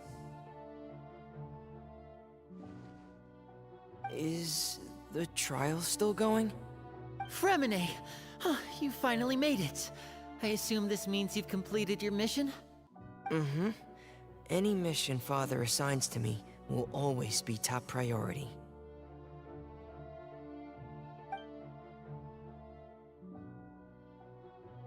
Is that the first prophecy slate? Huh. So the knave privately arranged for Fremine to try and find the missing slate. I looked everywhere and finally found it at the bottom of the sea. It took me a long time to get around some dangerous stretches of water. But has the trial already concluded? Then doesn't that mean I've come too late? Oh no. Father will be disappointed in me. Thank you for your hard work, Mr. Fremine. Please allow me to review the record left on the slate. Traveler, I believe that you have already seen the other existing slates, and would like you to come here and confirm their contents.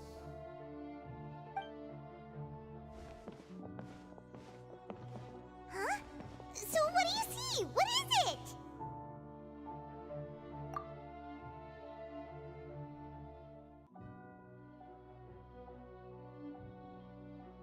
I believe I have now made sense of the Hydro Archon's crime. It has to do with Fontaine's lost history. Huh? Isn't the Hydro Archon just guilty of deceiving her people? Oh, wait, no, that's Furina, and we've already proven that she's not the Hydro Archon. So when you say Hydro Archon, do you mean the real Hydro Archon we've been kinda talking about? In truth, everything that you've encountered in Fontaine up until this point can be traced back to the contents of these stone slates. However, I'm uncertain as to how much sense they currently make to you. Okay, let's try to recall the contents of the other 3 stone slates. Primo will do her best to help you remember.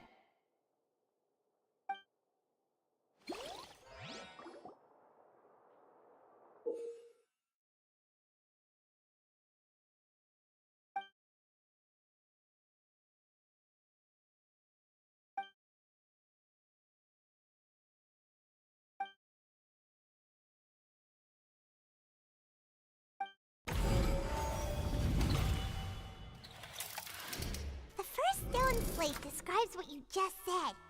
It seems to show the previous Hydro Archon using her divine power, and then the Oceanids turn into humans.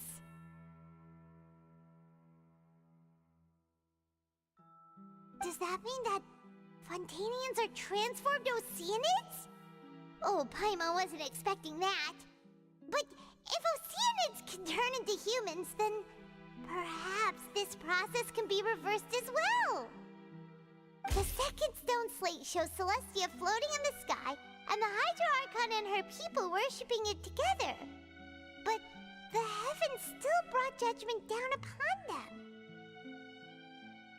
This must be the point when the Hydro Archon and the Fontanians were branded with their original sin. Does this mean that the original sin and the Hydro Archon sin are the same thing? The third slate shows the Hydro Archon sinking into the sea surrounded by many people. That reminds Paimon, didn't we also watch that happen to someone else? Well, the fourth slate is the prophecy the Fontanians have been talking about. People dissolving into the sea, the Hydro Archon crying on her throne, and so on. We didn't believe that such a crazy disaster could happen at first, did we? But after that incident, it was just a question of when and not if.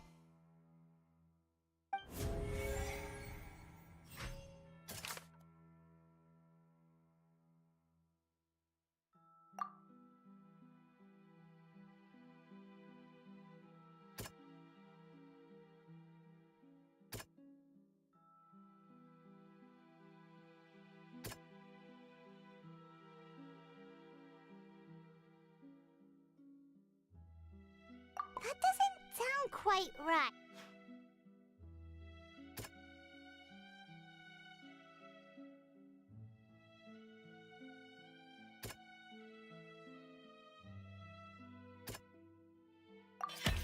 We know from the case of the serial disappearances of young women that Fontanians can be dissolved in primordial seawater, and the first stone slate tells us that long ago, the Hydro Archon used her power to turn Oceanids into humans. This might be the reason that Fontanians can dissolve.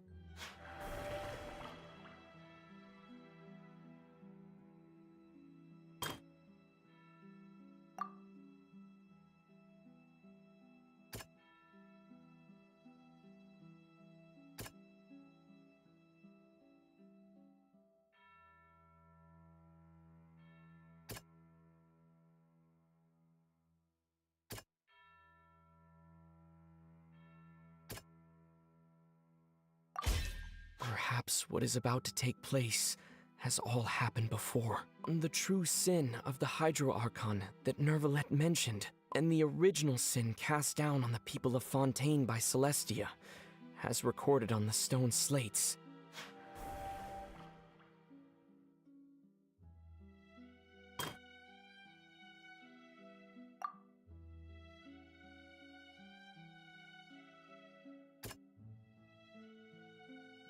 That doesn't sound...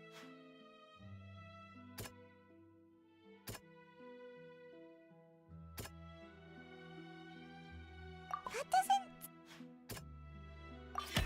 It's not as simple as falling into the sea. When Navia fell into the sea, her consciousness was subjected to judgment. The stone slates show the people gathered around the Hydro Archon in the sea. Could that be alluding to the same thing?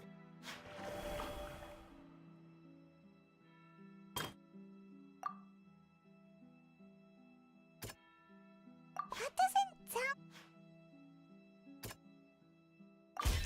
The prophecy from the stone slates found its way into society, but not many people believed it at first. The fortress of Meropide was nearly flooded with primordial seawater, which we know can cause Fontanians to dissolve. It seems increasingly likely that the prophecy may come true. If we hadn't dealt with it in time, things could have gone very badly. They'll dissolve into the primordial sea but won't cease to exist. Their essence will flow in the seawater, converge, and take the form of an Oceanid. The Hydro Archon was sentenced to death in court, shocking everyone present. Perhaps this means that her sin was actually Fontaine's original sin. Navia fell into the water inside those ruins, and she nearly dissolved. She was surrounded by the people of Poisson in a court within her consciousness, and was forced to take part in a trial meant to make her stay. The eruption of the primordial sea at the fortress of Meropide was the surest sign that the prophecy was about to come to pass no matter what. The stone slate's content can all be verified by recent events. If we combine what we know together, loads of truths should come to light.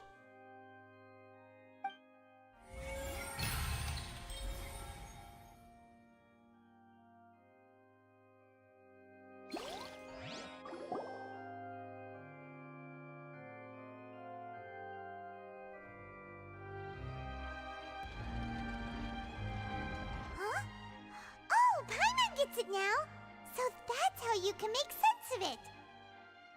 But then it feels like we're going to have to share some truly shocking revelations. Let's hear them. Incredible. Linny, did you hear that? We're not real humans. All Fontanians were originally created by the late previous Hydro Archon, with Oceanids as their basis. The evidence for that can be found in how only Fontanians could dissolve in primordial seawater, and how all the girls Vacher dissolved were also turned into Oceanids. Oh, and according to Navia, when she was about to get dissolved, she also saw everyone gathered around for a trial, all of them in the shape of Oceanids. Indeed.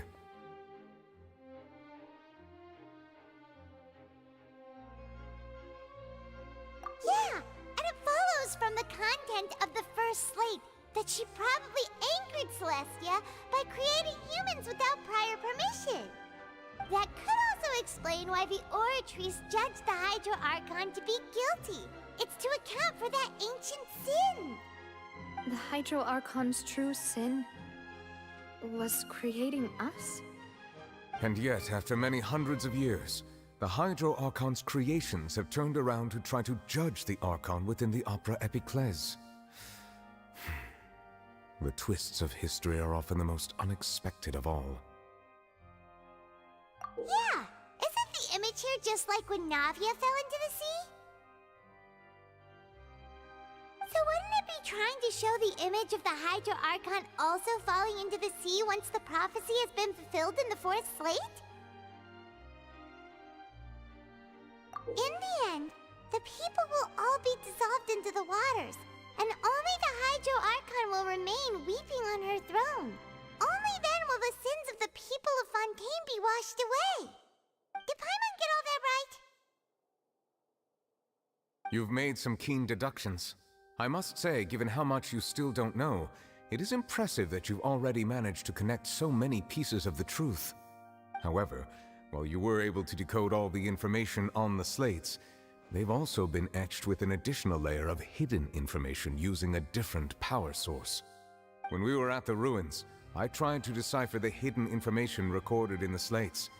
But since we only had 3 slates at the time, I was unable to come to a full conclusion. Now that the slate collection is complete, I shall make another attempt to decipher the narrative recorded within. If everything goes well, we should finally be informed of the unadulterated truth.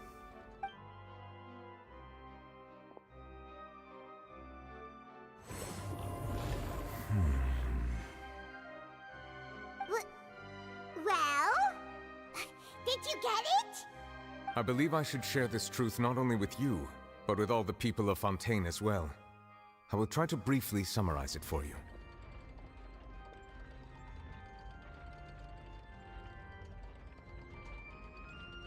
Your hypotheses regarding the origin of Fontanians and the sin of the Hydro Archon were both correct. In the Fontaine of old, the previous Hydro Archon sensed the yearning of her Oceanid familiars for life on land.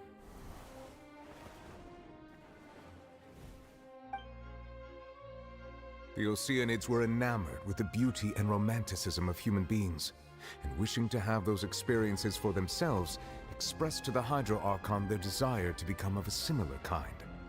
However, even though water as an element is intricately linked with the power of life, the Hydro Archon, as one of the 7, did not possess the authority to create a new form of human life. Not one to give in, she eventually found a way to create permanent humanoid bodies for her familiars by appropriating the power of this planet's primordial sea. She poured primordial seawater into the Oceanids' blood vessels, creating humanoid mimics in the process. But if Fontanians were to ever come into direct contact with water from the primordial sea, the power within their bodies would escape these artificial restraints and return to the sea. As a result, their forms would collapse, and they would be reverted to their original forms as Oceanids. Of course, the Hydro Archon never received permission from the heavenly principles to create a new human race. And thus, The Hydro Archon and all of her creations came to shoulder the original sin of appropriating the power of the primordial sea. That is the true history of how the people of Fontaine first came into being. So we were all Oceanids before we turned into human beings? That's way too much information for me. I think I'm just going to pretend that I never heard a single thing. Wait, but if that's the truth, we can't let the Hydro Archon be sentenced to death. After all, her only sin was creating us. This really might be too much information for your regular Fontainian, but it does answer a lot of our questions. Alas, your hypothesis regarding the third and fourth stone slates was inaccurate. The slates' respective positions are, in fact, correct. A key point of the visual on the third slate is how all the individuals depicted in the water are humans rather than Oceanids. They have not been dissolved, which implies that the water depicted in this slate is not water from the primordial sea. The nation of Fontaine is the nation of Hydro, as well as the nation of Trials and Justice. Instead of being the literal element, the water in the scene symbolizes judgment and justice. You may also recall Navia's experience.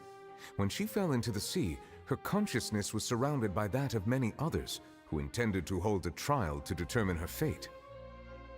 Therefore, the meaning of the third slate is that the people of Fontaine shall try the Hydro Archon at the court of justice. Yes, it refers to our present situation. I think I'm following now. So, what you're saying is, even though we decided to put on this trial to avoid fulfilling the prophecy, in truth, everything we've done has happened exactly as the prophecy foretold. So now, it seems, we're the ones making sure it comes true. What should we do? Huh. No matter what, the prophecy will be fulfilled. Is this what it feels like to be a prisoner of fate? If that's the case, does that mean the scene in the fourth slate will also be fulfilled soon? Traveler, I would like to point out another small fallacy in your deductions. About the fourth slate, you probably thought that the eruption of primordial seawater beneath the fortress of Meripede served as the surest sign that the prophecy was about to come to pass, yes? However, I believe that rather than being a sure sign, that eruption could in fact only be a small warning of something far worse to come. As for the root cause of the catastrophe, I believe you've already encountered it once before.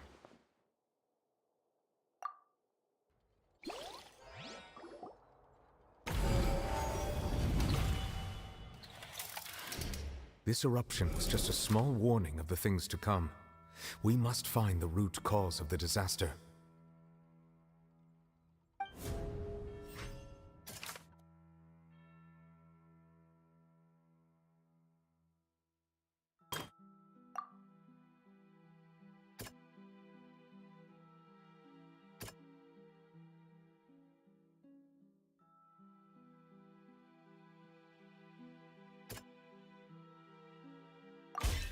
It was both dream and reality.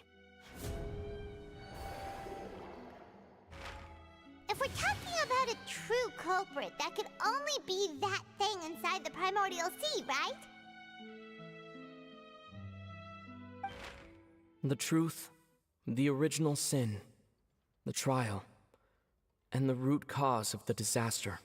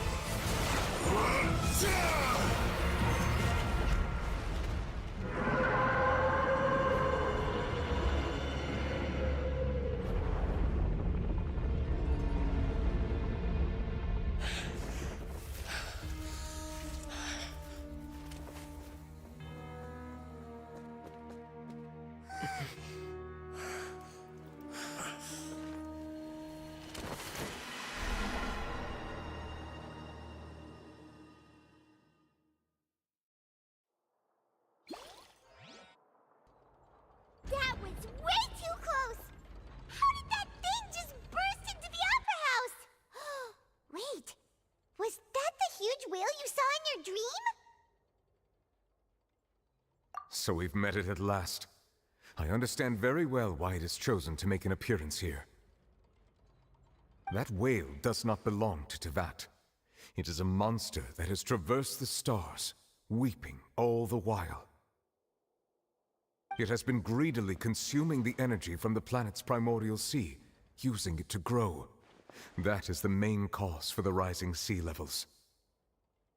And once it has finished consuming all of the energy contained within the sea, its next step will be... You said that when the Hydro Archon first created Fontanians out of Oceanids, she filled their blood vessels with primordial seawater. Precisely. That whale finds the blood of Fontanians nigh impossible to resist. Therefore, when it left the primordial sea, it decided to make its next stop a packed opera house full of food. Food in the form of Fontanians. We just barely managed to push it back, right? In that case, won't it come back to target the people again once it's managed to recover its strength? That is correct. Indeed, it is more accurate to say that we should thank that Harbinger for buying us some time. Without him, the whale would have likely come onto land far sooner. From the way he looked, he must have been fighting the creature for quite a long time. That battle maniac. We've always known that he had a special connection with that whale, but we definitely didn't expect it to help us out like this. Anyway, now that we know that this whale is the actual cause of the disaster recorded in the prophecy, all we need to do to stop the prophecy would be to find a way to beat it up, right? It is too late. It had already absorbed too much of the primordial sea's energy before we could notice it.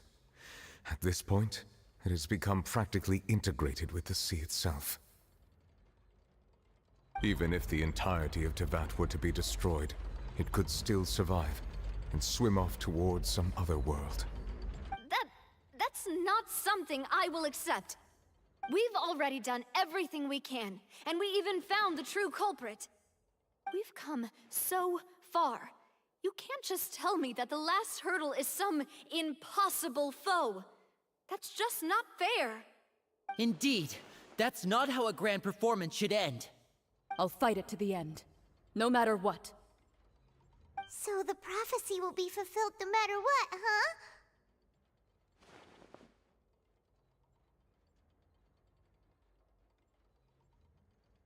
The prophecy.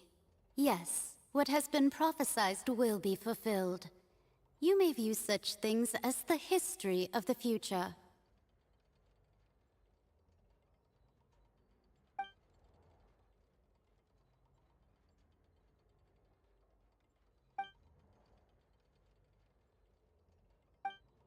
Just as prophecies are usually only the future as seen from the perspectives of the gods, could things be happening in hidden corners where the gods' gaze does not fall? Ultimately, fate shall serve as your only guide, no matter what will happen in 𝂸👸👸's future.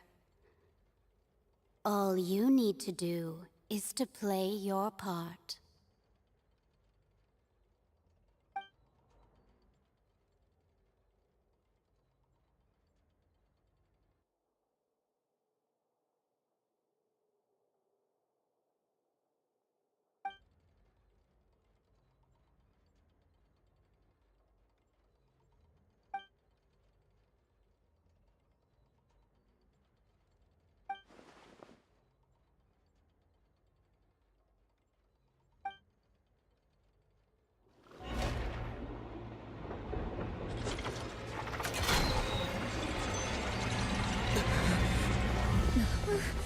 What's happening with the oratories?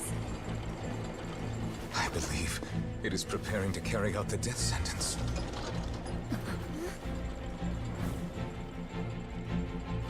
Farina!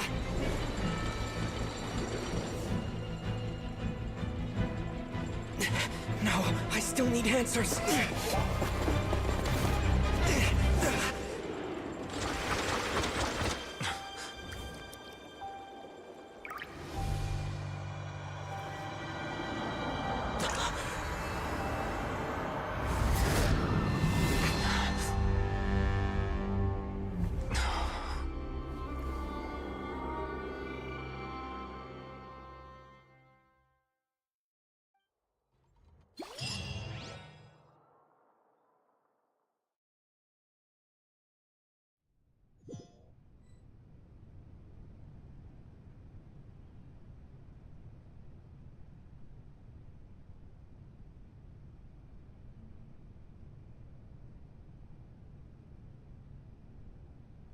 You...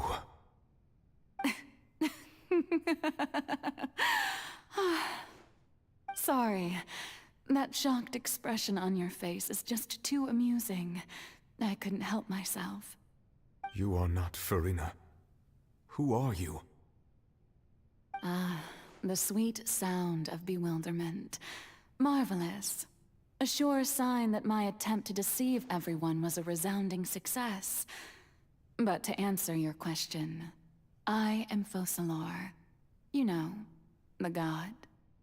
𝂸🂸🂸🂸. Why did you deceive us? Oh, that wasn't my goal, of course. Goodness, no.